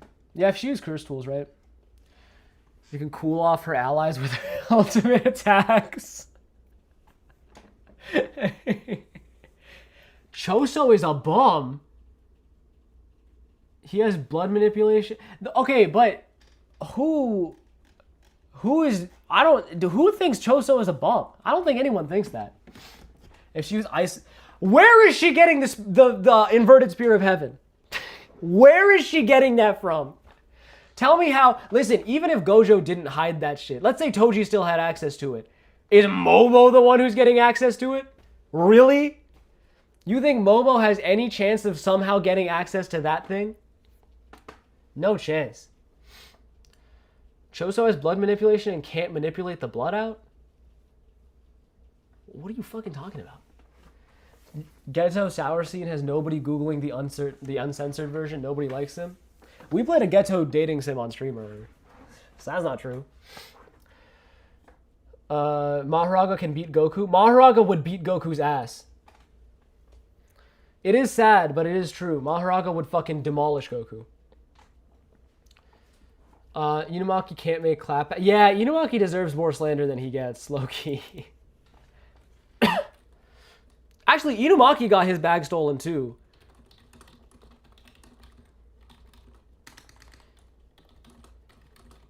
That's actually true. He cannot, like, actually useless user of his technique, bro. Miwa is so strong she can graze the enemy's skin with her sword. She can't, bro. She put a binding vow for the strongest sword swipe she could do. Kenny caught that shit in his hand, not a drop of blood, bro. No, she can't do that. If he can manipulate blood, why can't he manipulate... He cannot manipulate the blood in other people's body, though. He can... It's the same with Kamo. Kamo has the same thing. He can only manipulate blood on the outside of the body and his own blood. That's all he can do. RCT and a Glock. If you give Inumaki a gun, he would be a stronger sorcerer. I agree. Hikari's a domain spammer? Yeah, true. Domain spammer. Hikari has more slander than that. Because Hikari's a domain spammer.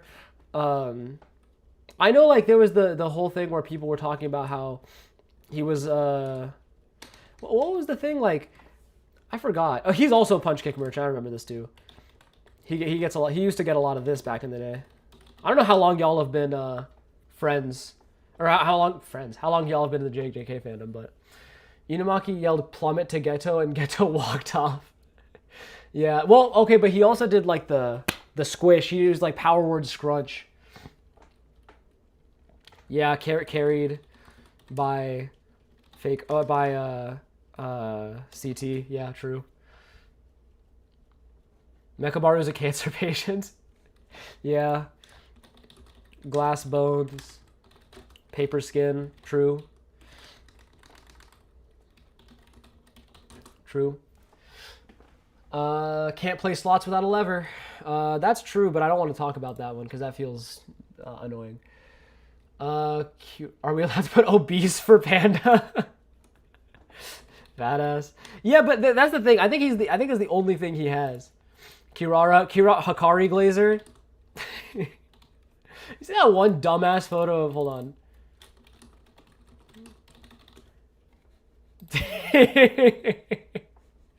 This fucking image of of Kirara, dude. It's so funny. Yeah, Hikari Glazer. Kirara got beat by Megumi, yeah.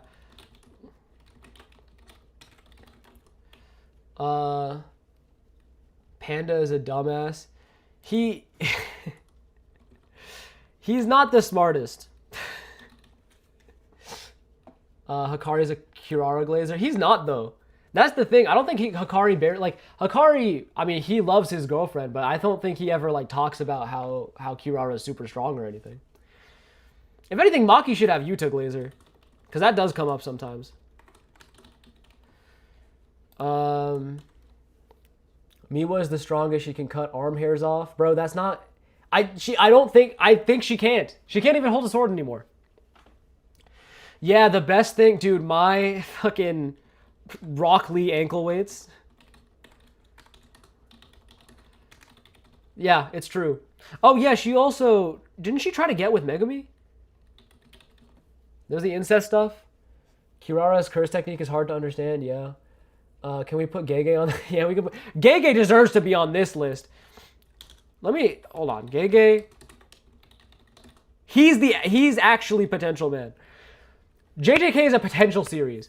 Miwa has the ice inverted spear of heaven. She simply had. Dude, what the fuck are you talking about?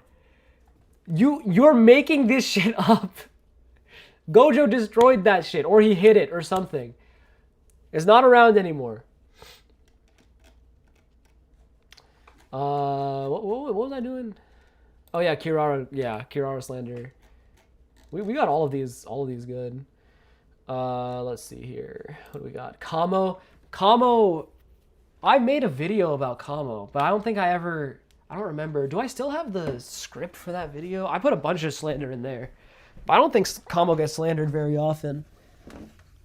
Hold on, let me see. Let me see if I have I think I have the script for the Kamo video in here. Let me see.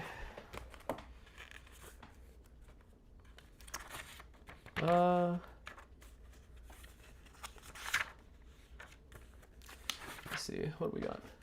Takaba could have just thought the culling games being gone for good was funny. He could have done that. Actually, but I still don't think people actually like talk about Takaba in any sort of slander mention. Off-brand Choso. Oh fuck, true. Yeah, I did forget about that. Hold on. Off-brand Choso. Just just generally he's weak. Timu Choso. Yeah. Gege self-insert, really? Is Uraume a Gege self-insert? Is that real? I don't think that's right. He's missing all of our extremely funny comments.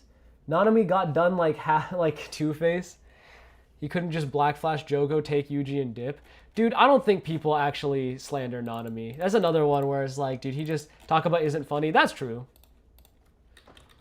But that's like not like that's how Kenjaku was trying to win versus Takaba, was by like slandering him and being like, you're just not funny. It's because people say that Gege loves Sukuna. Yeah, that's true. Yeah. I do remember that. Maharag. Oh, yeah, 0% win rate. Yeah, I forgot about that. That is literally all he has. It's all he has. So gonna be like, Jacob's ladder, I can climb that thing. You know, that's not slander because he does then climb the thing. So that it was a joke, but it did happen. Let's see. What are we missing? Yeah, do people slander Choso, bro? I mean, someone was slandering Choso in the chat earlier, but I don't know if I feel like all three of these characters, I don't think any of them get slander. There's a follow-up to my comment joke, but it got auto-moderated. Whoops. I don't think any of these characters get. Yeah, Maharaga. I already have Maharaga as Sukuna's sugar daddy. I already have that one. It's already on here. First thing Sukuna said when he was brought back is, "Where are the women or children?" Yeah, bro. He was a cannibal. He was a freak, bro. If Miwa died, nothing would change except one more bum is gone. If Miwa died, the balance of the world would stay the same. SpongeBob with Jellyfish Catcher could beat Megami without 10 shadows. Choso Crybaby, Little Brother Complex. Yeah, I guess. The brother complex thing is, but this is not slander, bro. That's just like who he is. Teacher mogged for Choso. Yeah, fine. You can have it. You can have it. Link for the Wikipedia page that Epstein died in. Yeah, Choso is literally the GOAT. Yeah, that's the thing. Like Choso is the GOAT. I don't think people. Well, okay, actually, he does get some slander. He's a serial killer before he switched sides. So there's that. John Kaisen and John Zenon, you can't slander them. They're not on here. Because Choso, before he switched sides, like before he found out that Yuji was his brother, he was just fucking killing people. Just he was part of the fight when it was the Disaster Curses versus Gojo. He was in that fight. Slander about Megami dying to a grade 4 curse. I mean, there was. But it's like, I just feel bad for him. Yeah, died. Grade 4 curse victim, yeah. Yeah, there's that too. That was pretty bad. Okay, I think Nanami and Ino, there's no slander for them. Did we get all of them? Except Mahito. Okay, Mahito must have slander, bro. Ended children's lives. Yeah, but I don't think he gets slandered for that, really. What, like, Mahito... Choso's in the body of a vessel he took without consent. Is that true? Am I a LARPer? I didn't know that. I actually didn't know that. Crybaby for Mahito. Yeah, there was that. Crybaby. He just gets repeatedly fucking mogged by Yuji. he is like... Yeah. Let's see. But Choso didn't do that, Kenny did. Yeah, that's what I thought. I thought it was Kenjaku's thing. Choso got tricked by Yuji being his brother. Naobito for raising a fraud. Mahito got waffled. Oh, yeah, he did. Yeah. Waffled by Yuji. I do remember this now, yeah. Yeah. He also got speedran and modulo, yeah. Yuji victim. Curses taste like rags and vomits, and then he eats thousands of curses for Geto. Yes. But I think that's like part of the reason that he became the whole genocidal freak. Hanami running after seeing a pin. Hanami running, it will pop him. I thought Hanami was a chick. Hanami running after seeing a pin. I don't know that one. I don't get it. A waffle by Yuji. We can just say Yuji victim in general, because realistically, Mahito is getting fucking rocked every second of every day by Yuji. But I think we just got the rest of them. We good? Haruta victim for Hanami? That's not true. That's literally not true. Naoya is on here. Naoya's here. We do not need Haruta. Who fucking cares about Haruta? Geto is a throat. Oh yeah, true. But I mean, that's not really slander, but we'll put it on here. Throat goat. I thought Haruto was about to kill Hanami. No. What? Wait, did Haruta and Hanami ever even see each other? I feel like this is not true. Is Shoko on this list? Shoko actually isn't on here. I did forget to put Shoko on here. But I don't know if Shoko has slander either. I can put her on here if you can think of something. Junpei, he's slanderable. What? Is Junpei slanderable? Haruta got slammed? Wait, let me. Haruta, Hanami. Like, what does this?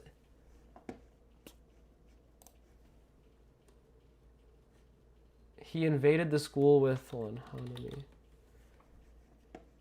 Oh. Huh. But I don't think, did they ever interact? Oh, I see. Oh, okay. But oh, right, because I remember now. This was good. Yeah, but Hanami was like fucking... he was not going to kill Hanami. He had no fucking... Hanami got fucking rocked by everybody else first. Hanami didn't do shit. Junpei got his mouth built like a plate. I'm taking Junpei off of this, bro. Nobody slanders Junpei. Nobody cares. Sukuna couldn't kill the Shiesty Sorcerer. Yeah, but the Shiesty Sorcerer is the GOAT. That's why. Junpei got manipulated by a whole class. Shoko could die by a gust of Momo's wind. Shoko cheated to become a doctor. That's real, yeah. Fake doctor is actually real because she really like every time that she couldn't save somebody, she got slandered for it. I remember Gojo died and everyone's like, Shoko's gonna come through, Shoko's gonna come through. And then Gojo never came back. Actually, Gojo showed up as like, you know, the whole body mech thing, and it was like, Shoko got slandered for fucking days for that. That was bad. Junpei trusted Mahito? Yeah, but Junpei was in a bad place. And I don't think this is like widespread slander. Remember, this list, the whole point of this list is that I'm trying to like defend these characters against the slander. Shoko is crackable. I don't think that, I wish you wouldn't say that. Hanami got fried from Toto. Yeah, but Toto's the GOAT.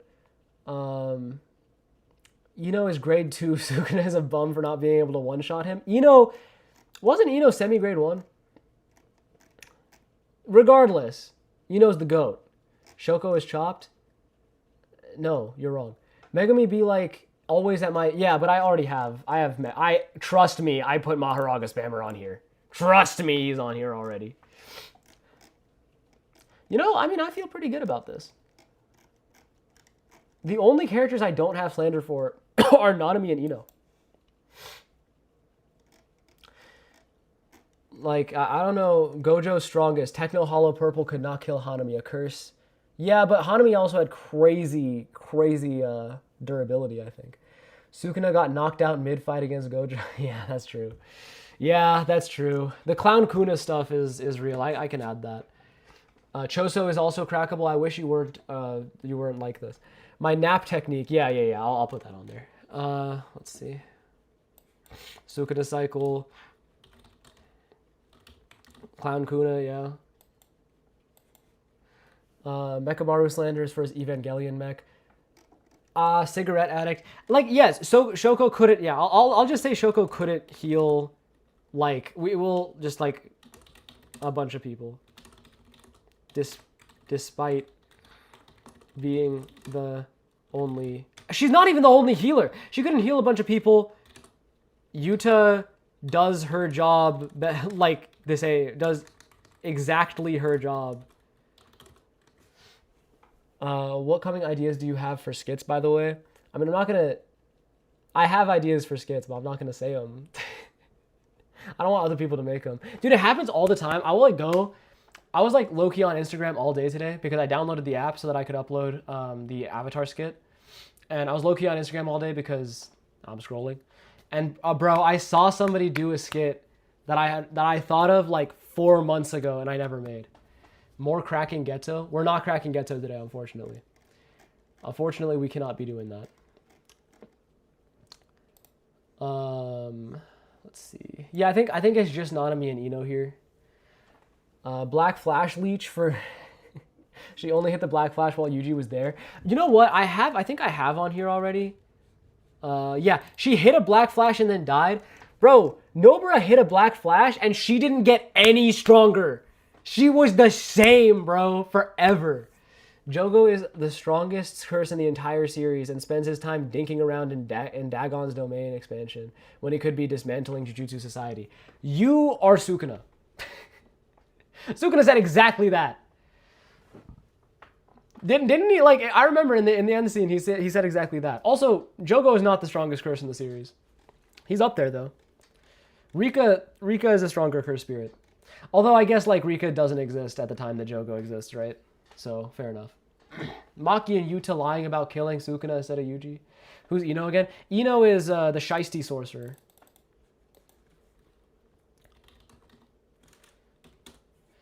This guy. The Shiesty sorcerer. But I don't think that he has any slander, really, about him. Ino had a good curse technique. Yeah. Gege gonna make a character that can make unlimited sodas. Alright.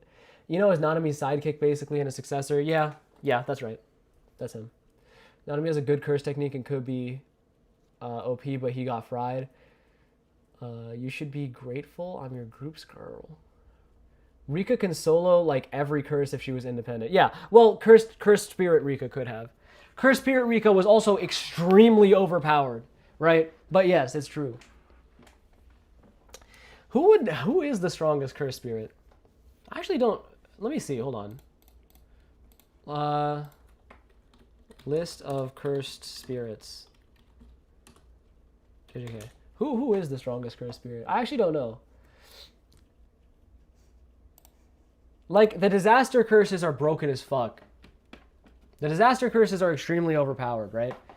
But I think... Let me see. Let's see. So, like, of these four, I would say Jogo's probably the strongest. You could make an argument for Mahito, but I'll say Jogo. Curse Naoya is probably not... Raga is not a curse spirit. Curse Naoya is pretty strong, but I don't know if he beats Jogo, dude.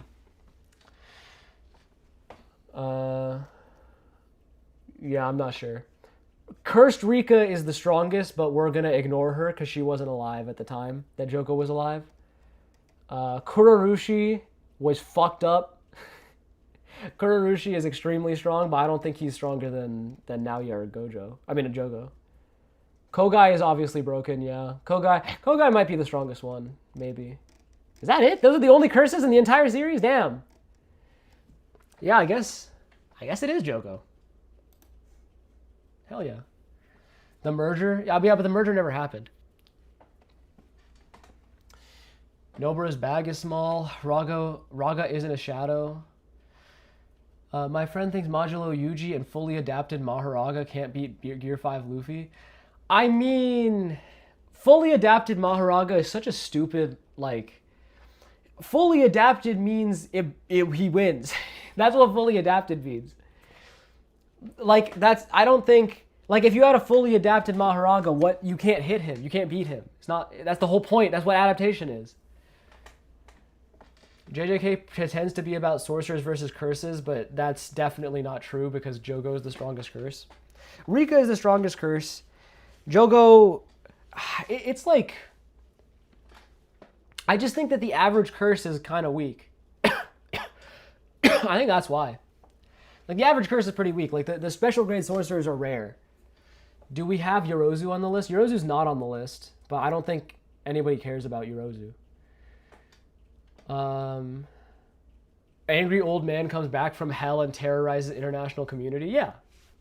It's about Sukuna and Kenjaku.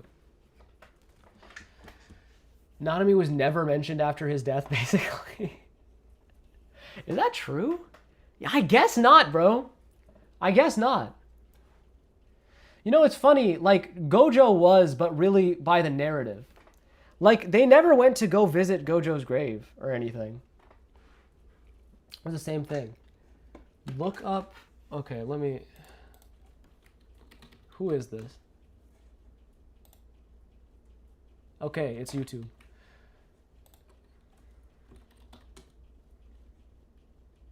Okay, this is made up. Look like Rakai. Fucking, I guess. No funeral, no... Yeah, it's like literally true. I don't know if I'm a LARPer, what gender is Kenjaku. It's never confirmed what gender Kenjaku was initially. It's just whatever body they're in at the moment. But the last body that Kenjaku ever inhabited was Geto, so usually people just go with man. People only like Yuki because of her ass. I mean... I don't think that's true. Yuki's curse technique is fucking crazy. I love you. Yuki's curse technique is such a cool idea. Like, if you think about special grade curse techniques, like, you can't make them so overpowered that they're gonna beat someone like Gojo, but you can't make them bad because they have to be a special grade. Like, such a clever curse technique. I really like it. Do you have a weird eye curse user? I don't think I do. I actually don't know who you're talking about. Yuji didn't kill him and Divine Dog Totality could pierce his skin? Are you talking about Hanami? I don't know who you're talking about. Okay, regardless, I think I'm good on Slander. Unless anybody has something interesting that I've like, something like super obvious that I forgot about when it comes to Slander on here, I think I'm good. Yuki's technique is no skill. It's basically a straight damage bonus with an auto special grade. Yeah. I mean, it's not that, but it actually, it is, it's not no skill at all. It's actually, it's way higher skill than like if you think about, I'm not going to talk about Sukuna because I don't know how Sukuna's like technique was in the beginning. But like if you think about like 6 Eyes plus Limitless is broken as fuck. You have an infinite like everything proof force field, right? Dabura's curse technique. I mean, he didn't know anything about Jujutsu before he became, you know, a special grade. He knew fucking nothing. But Yuki's curse technique, it's like you can only actually use Yuki's curse technique if you are good at fighting already. Like if you throw a punch and it misses, then her curse technique doesn't do shit. Nanami's win rate is 50%. And the one fight he won was against a 4th grade bum. Do people ever talk about? I'll put that on there. Fine. but like it's like who no, that's not true because he also beat Mahito's ass the first time they fought. Can Maharaga beat Maharaga?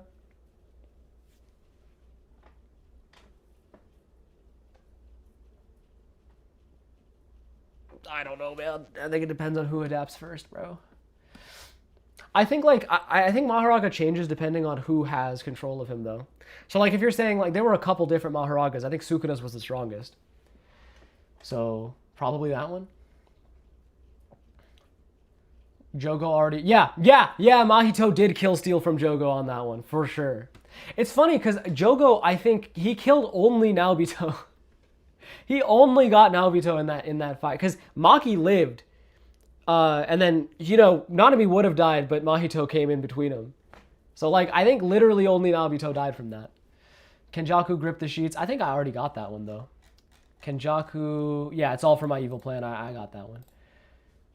It must have sucked so bad he had the lumberjack technique. Yeah, that's what I'm saying. Like I think from the beginning, Sukuna must have been talented because I'm pretty sure his curse technique must have been garbage until the point that he like started to break that shit open, right? The filter system in this chat is ruining my life. Yeah, that's just auto mod. I mean, I think it's just required, right? Is John Kaizen stronger than Yuji? Yes, probably. They never fought directly, but John Kaizen's pretty fucking strong. There's different types of Maharagas. Megami's Maharaga is the weakest. I think Yuka's Maharaga is probably the weakest. I think Yuka's, because, I mean, Yuka never used her technique, basically, ever. So I feel like she's got to be the weakest one. Although Yuka's Maharaga at the end of his fight, with Dabura, that Maharaga is strong as fuck. But that's just because the fight went a really long time. Nanami has possible slander. He got his face, yeah, like Two-Face type shit. Yeah, I'll put Two-Face for. I can do that. Let me see. I can put Two-Face on here. But like I don't know if this was like really. I don't think people really slander him. Ino has a 0% win rate. He does have a 0% win rate. I'll throw that on there. Why not? 0% win rate. Maharaga. How did Sukuna even tame Maharaga? I mean, the thing is, if you want to beat Maharaga, you need to beat him with a really strong attack in one shot, because otherwise he's going to adapt and there's nothing you can do. And he had, you know, Furnace, Fuga, whatever. So he had the opportunity to beat Maharaga if he needed to. So I think that makes perfect sense. Hanami might have some Megami... Okay. There was never mention of how Maharaga was tamed. Yeah, but I mean, it's pretty obvious that Sukuna could have done it if he wanted to. Is Takaba a minor? No, Takaba's like 32 or something. The anti-Yuji technique. I made the grave mistake of reading Modulo, and now I can call you out. Call me out for what? What did you say? Yuka made a binding vow to buff her Maharaga? I want to say that was actively deconfirmed. Because definitely that was never said in the manga. Like, it never once was it ever said, yes, she gave up her life or whatever, but one, she's not dead, and two, it was never ever said that she made a binding vow like that. Yuka slander, please? Bro, Yuka, man, it sucks because I like Yuka, but dude, this fucking cancer patient, actual cancer patient, by the way, not like Mekamaru, real actual brain tumor haver. Sukuna made a binding vow that he could not compliment Yuji. That's how he tamed Maharaga. Didn't Gege confirm all Ragas were equal? He might have done that. I don't remember. I'm not on Twitter anymore, so. Takada-chan. I don't think she was a minor. But even if she was, Toto is 16. Or like 17 or something. Toto is a kid also. Yuka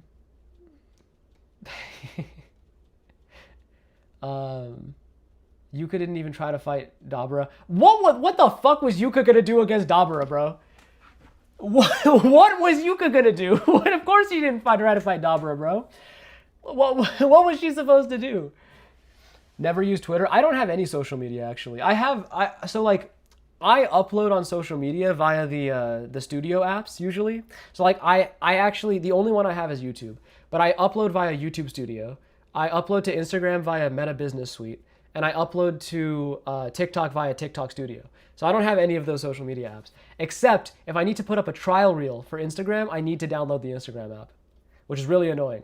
And the reason for that is because I will lose entire days because I have a serious internet addiction. Hanami, Dagon, or Ryu. Dude, I can't add them. I can maybe add Ryu.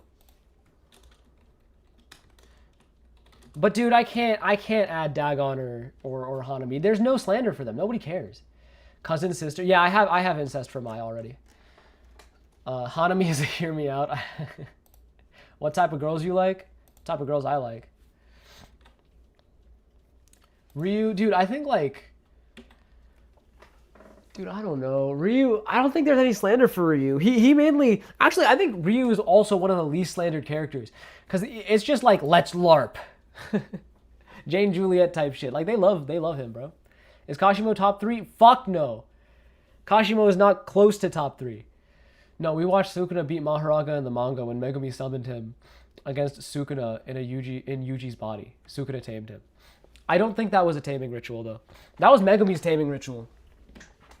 And Sukuna was the one who ended it, so I don't think that counted as his taming. I think he tamed Maharaga off screen.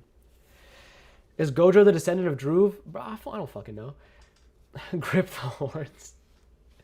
Oh shit, I didn't put Dabura on here. I should probably put Dabura on here. I'm making a JJK stop motion of Sukuna versus Raga. That's awesome, bro. That's really cool. Uro is entirely fan service. I think Uro's a cool character, though. Mai was trying to get freaky with Maki. No, she was trying to get freaky with Megumi, though. That's true. In Goodwill, she was trying to get freaky with Megumi. We have a LARPer. Kashimo on my mother is top 3. Even if we're saying pre-modulo, right? Gojo and Sukuna are top 1 and 2. So you think that Kashimo is over both Yuta and Kenjaku. That's what you believe? That's your genuine belief, bro? Ryu is not a fraud because he never claimed he was stronger than anyone, and he only fought them to keep his pride. Yeah, bro, he got fucked up. Yeah, actually, I can put that for Ryu. Ryu got fucking insta-folded. Oh, yeah, durability man. Yeah. Durability man gets insta-folded by Sukuna. It's also like, it's not even full strength. It's like 15 finger Sukuna, I think.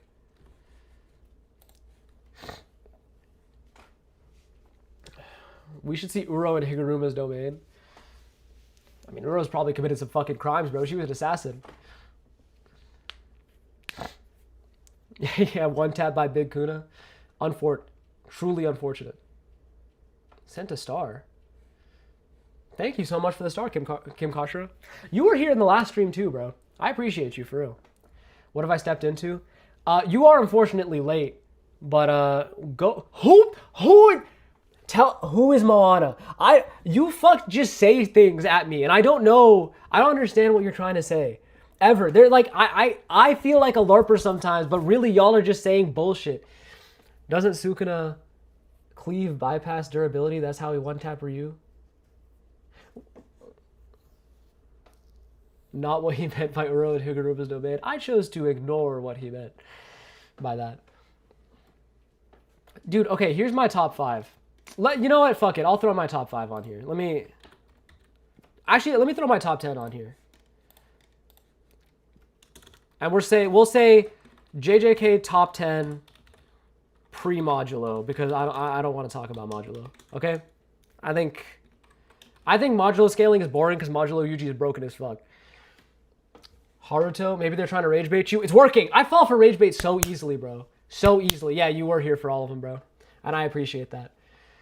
Okay, so let's take this through because the Kashimo thing really did rage bait me, and now I want to see what I actually believe. 8, 9, 10. This will be the last thing, and then I gotta go to bed. All right. Is top 3 actor 34? Oh fuck it. Sukuna was a fraud because she was afraid of 15-finger Sukuna. Bitch, you fight 15-finger Sukuna then. What?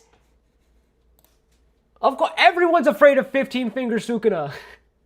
Who is not afraid of 15? Dude, 15-finger Sukuna claps everyone in the verse except Gojo. Furry femboy Kashimo's top 10. I think he's top 10. But okay, let's start here. So top 10. So Gojo Sukuna top 1 and 2 for sure. 3, I put Kenjaku. And I say this as a Yuta fan, but I put Yuta number 4. Here's the thing. I think in a straight fight, low key, there's no way that Yuta could. Like, the problem is, Yuta is actually, I think, stronger than Kenjaku is. But Kenjaku has an open barrier domain. So if they get into a domain clash, I'm pretty sure Kenjaku's winning that. Plus, Kenjaku is a master of barrier techniques. So I don't think Yuta can win. That's really hard. 15-finger Sukuna, like, he's the strongest. That's what I'm saying, bro. Can Yuta use copied techniques outside of his domain without fully summoning Rika? No. He cannot. Kenjaku higher than Kashimo? Yes. Yes, Kashimo higher than Kashimo. Yes, Kenjaku higher than Kashimo, yes. That is exactly what I'm saying to you. My favorite JJK character is Maki. But then Kenjaku did lose. Kenjaku lost to Takaba. Kenjaku and Yuta did not have a real straight fight. I think the thing is, it's super close. That's the thing. I think Kenjaku versus Yuta is a really close fight. And I think that, genuinely, I think Yuta is stronger. Like, on a baseline level, I think Yuta wins against more people. But I think that in a straight fight, Kenjaku would win because the open barrier technique is too strong. Kenjaku's curse technique is one of the plot. Yeah, I mean, yeah, that's true. Like, the anti-gravity system was such an asspull, bro. That's such bullshit. He can't use his curse techniques without Rika. He doesn't need to. Dude, he's strong as fuck without it, bro. He's strong as fuck without it. I know why your favorite character is Maki. Yeah, I talked about it in a video once. I did talk about it in a video once. Because I remember back, there was a time before I started making skits where I was just making commentary videos. And every time I talked about how Maki's my favorite character, people are like, bro, she's not going to fuck you. Like, you're, it's like a gooning thing. And I was like, no, it's because she's the coolest character in the fucking series. That's why. It's because she's cool as fuck. Kenjaku got turned into a furry cat boy. You would get turned into a furry cat. Gojo would get turned into a furry cat boy too, bro. It was messed up that Kenjaku snuck Yuta. Yeah. Could Yuta use the basketball trick? You know, he could. Actually, I didn't think of that.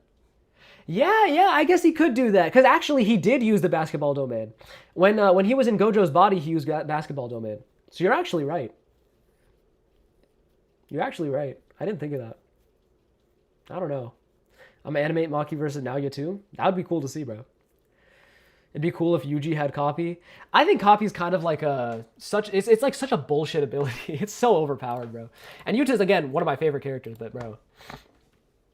So I put Yuta there. I'll put Kashibo next. The thing is, and I'll put maybe Yuji next. That feels fair to me. Basketball domain. If you're an anime only, it's just something that we see later happen. Jogo top 10? I don't know, man. Jogo's pretty strong, so maybe. Dude, it's actually kind of hard. Because here's the thing.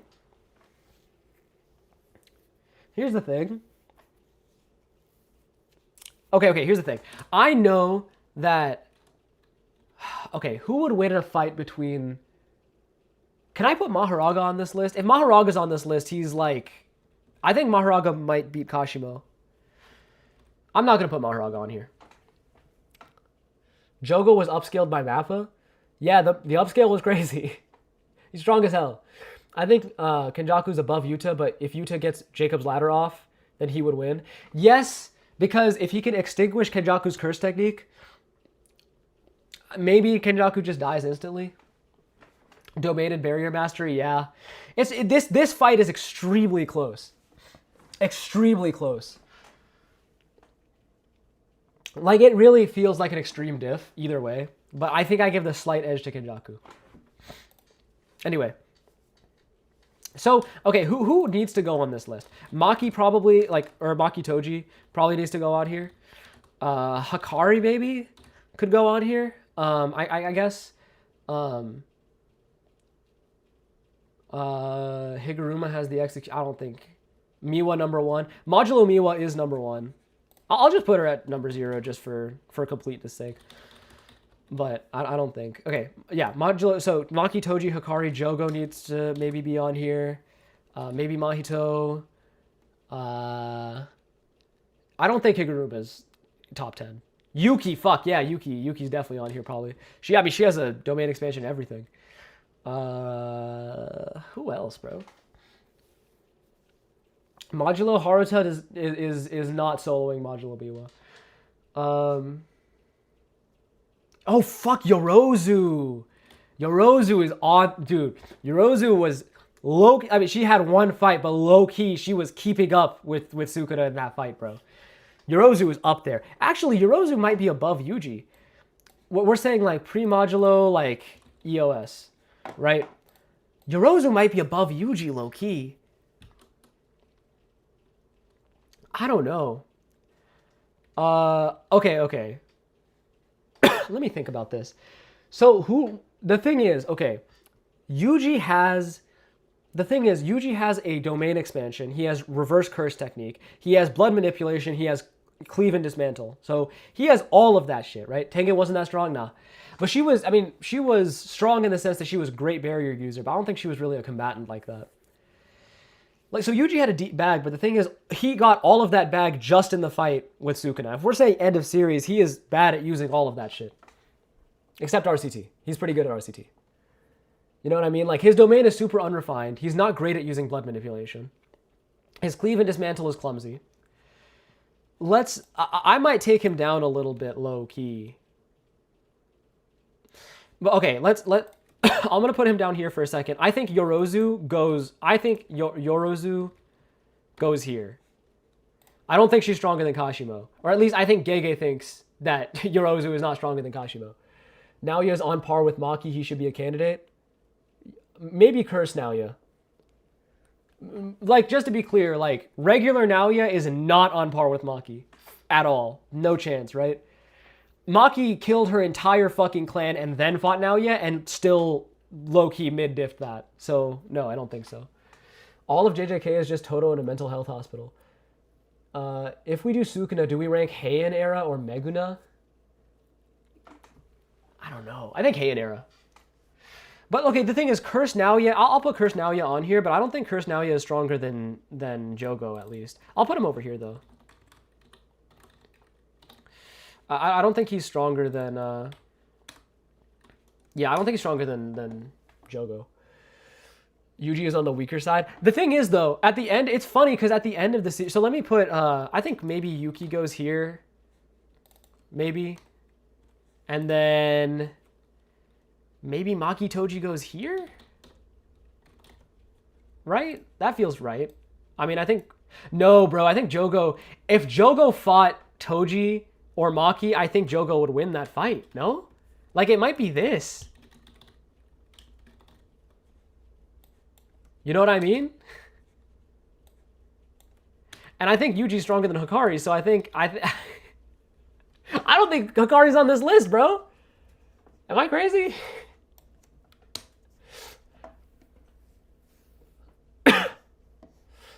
Now he is an anime speedster done right, but they had to make him hate women. Yeah. We don't have anyone other than...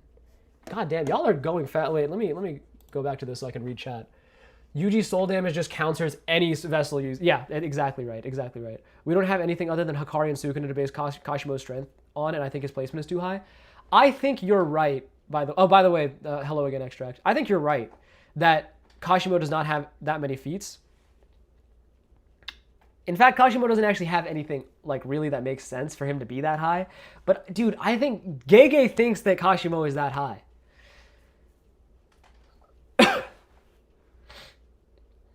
Curse Naoya is slightly stronger than Maki. Is he? Okay, wait. First of all, let's go back to Kashimo. Kashimo is such a hard person to place, right? Because he really has nothing. He has no domain. He has no RCT. He has no maximum technique. I mean, he has Mythical Beast Amber, right? But like Mythical Beast Amber Kashimo, like, do you think that NBA Kashimo loses to Yorozu, loses to Yuki? I don't think so, man. I really feel like that doesn't make any sense. Maki won because of a sneak attack, not a clean 1v1. It wasn't a clean 1v1, but basically all the damage was done by Maki, right? Like that was supposed to be for Maki's like arc, really. Gege doesn't know what he's talking about. Yeah, Gege is not a good source. How high would Takaba be? I don't think we can rate Takaba, bro. The problem is, like, I don't think Takaba wins that many fights. Because he doesn't want to hurt anybody. Like, he wouldn't lose any fights, but I don't think he would win any fights either. So I just don't want to put him on there. Yuji probably beats Kashimo because Kashimo is a vessel. You're right. Yuji has a domain. You're right. You're right. We don't know what Yuji's domain is. Man, but like, would he? I don't know if he would beat Kashimo. End of series Yuji was not that good with any of his curse techniques.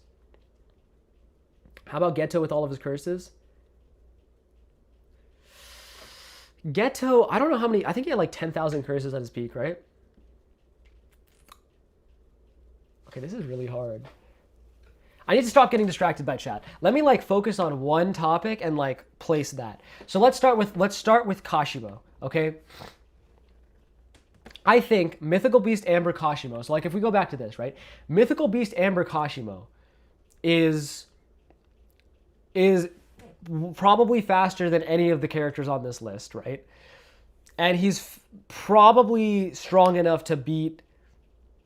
Like, I don't think Mythical Beast Amber Kashimo loses to Jogo. Even though Jogo has a domain, I'm pretty sure NBA Kashimo wins that fight. Right? That's what I think. I think he beats Yuki too, even though she has a domain. And I think he probably, it's hard to say with Yorozu, right? But I think he might be her too. Even though Yorozu and Yuki and Jogo all have domains, if Kashimo can try to blitz past and hit through, I think he can win that fight. NBA Kashimo doesn't beat Yuki. Dude, Yuki is so fucking slow, man. I wish Yuki was stronger, but she really got hoed in her one fight. She, like, dude, every time she tried to land a hit on Kenjaku, because if she ever actually landed the hit, then, like, I don't think if she ever lands the hit on Kashimo, he gets blown up instantly. So he was able to dodge and every single hit that she got on him until she got powered down.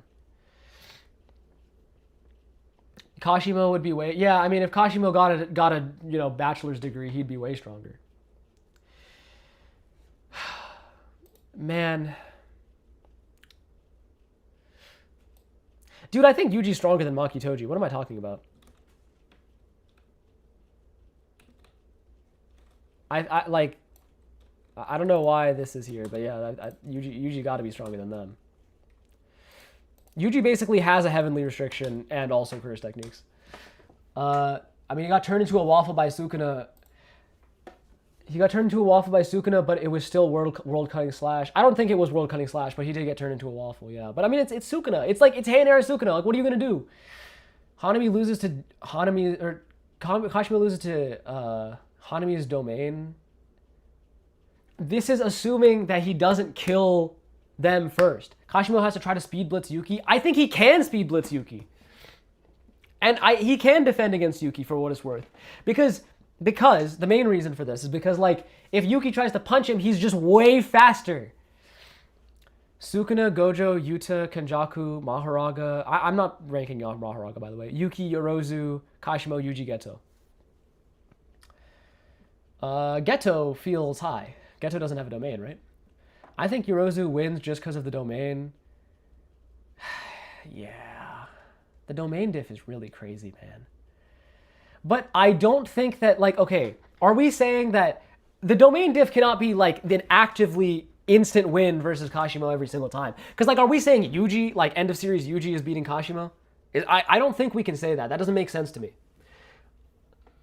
Does World Cutting Slash actually have any advantages over normal dismantle other than the Infinity Bypass? I think it's just I think it might be durability negation. It might be. Kashimo dies if Yuki lands a good hit. Yeah, but Yuki will never land a hit on Kashimo. When we're ranking Sukuna, are we ranking Sukuna or Sukuna while he has his hands on Megami's body? What's good, Eternal? I've been doing pretty good. I think we're ranking Sukuna. I think we rank Heian era Sukuna, to be honest. Yuki's has like negative speed. That's what I'm saying. Yuki's slow as fuck. That's the problem, bro. Yuki is way too slow. He could perception blitz up to top 5. I don't know if he can perception. I don't think he can perception blitz Yorozu. Remember, opening a domain takes time. And yeah, that's what I'm saying. I think that Kashimo has the ability to stop people from opening their domain. Some of them. Yuki is not that slow. You're right that Yuki is not like, you know, turtle slow. But compared to Kashimo, I mean, I think if Kashimo... I think Kashimo can stop Yuki from opening her domain. If Yuki traps him in his domain, he loses instantly. Do you have a Discord server I join for sure? I will be making a Discord server, but I don't have one right now. Okay. I'm down to move Kashimo under Yorozu, because I think that's fair. But I'm not putting Kashimo under Yuki, because I don't think that's true. I think if Yuki puts Kashimo in his domain, then Yuki wins instantly. But I don't think that will happen.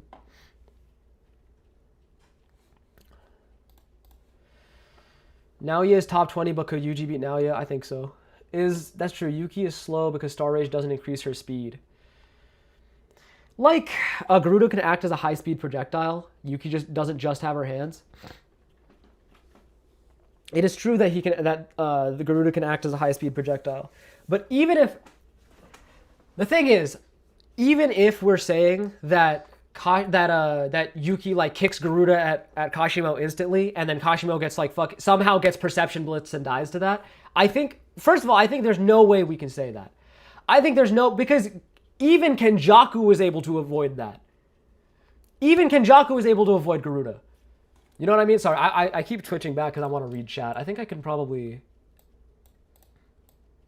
Wait, fuck. There we go.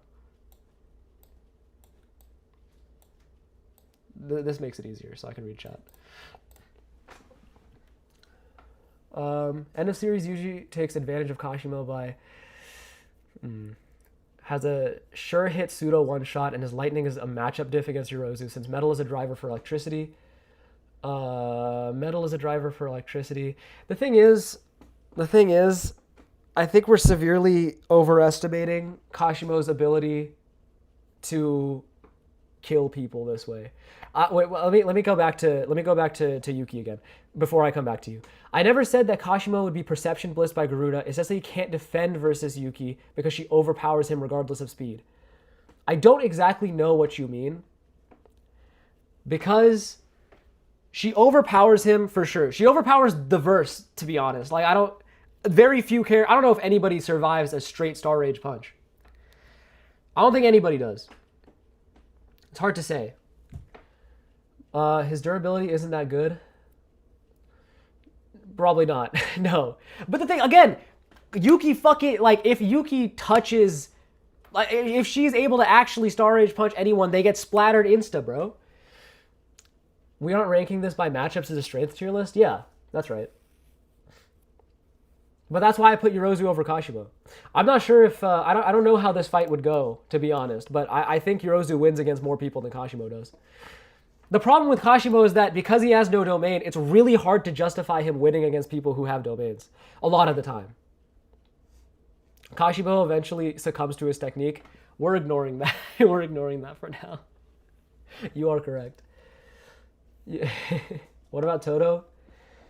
Dude, I don't think we're putting Toto on this list, gang. I'm sorry. Yeah, dude, like we're just pretending like we're ignoring Mythical Beast Amber killing himself, because that is true, but then he's just not on this list because I mean, base Kashimo is not touching any of these characters, so we're just ignoring this shit. All right. I think Yuki beats Jogo. Dude, Jogo feels so out of place here. But I don't think, like, I think Jogo probably does beat Yuji and Maki and Toji. So, but I feel so weird. He could only use NBA on one person. That's true, man. That's true. Kashimo's so fucking hard to rank. Because if he doesn't use Mythical Beast Amber, he's not beating any of these key people, bro. Oh, man. Kashimo always goes for the kill. That's base Kashimo putting Hikari on death's door. Same Hikari being stated to be equal to Sendai Yuta. Hikari is not equal to Sendai Yuta, or even close. But I understand the statements and stuff. But it feels so fake, dude. Hikari never shows anything like what Sendai Yuta was capable of doing, right? Yuki might be same speed as base Kashimo. I don't even think she is. But NBA speed blitzes.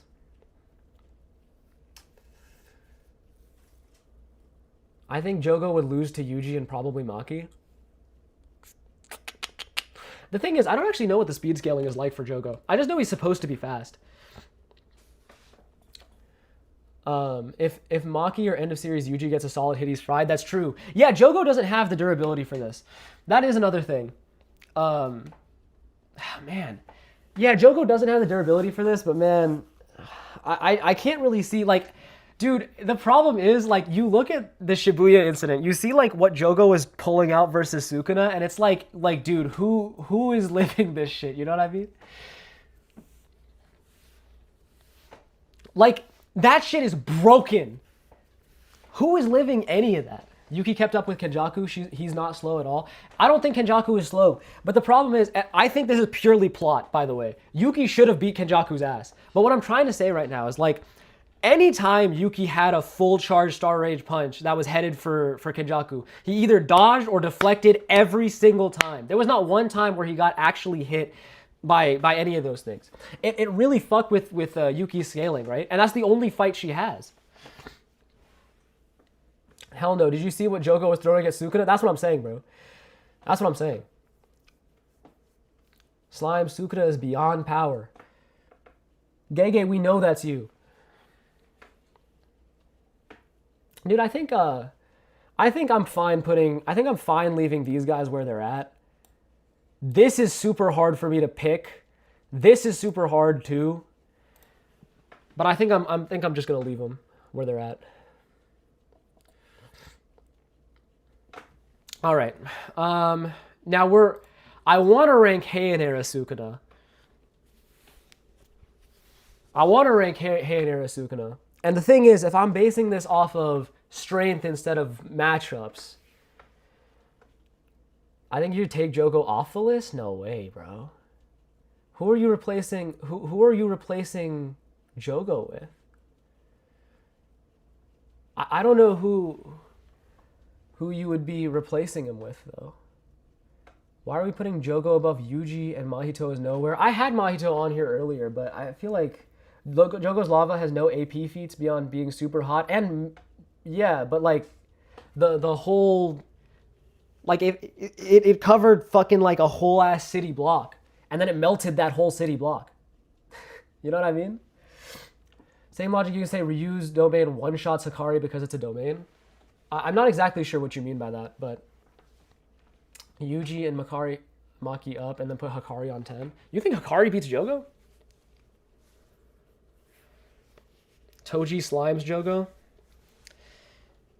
Dude, it's hard to say, right? Like, if we're saying, like, imagine fighting Jogo. Imagine fighting Jogo and Jogo just like fucking goes up into the air and turns the floor into lava. What are you doing?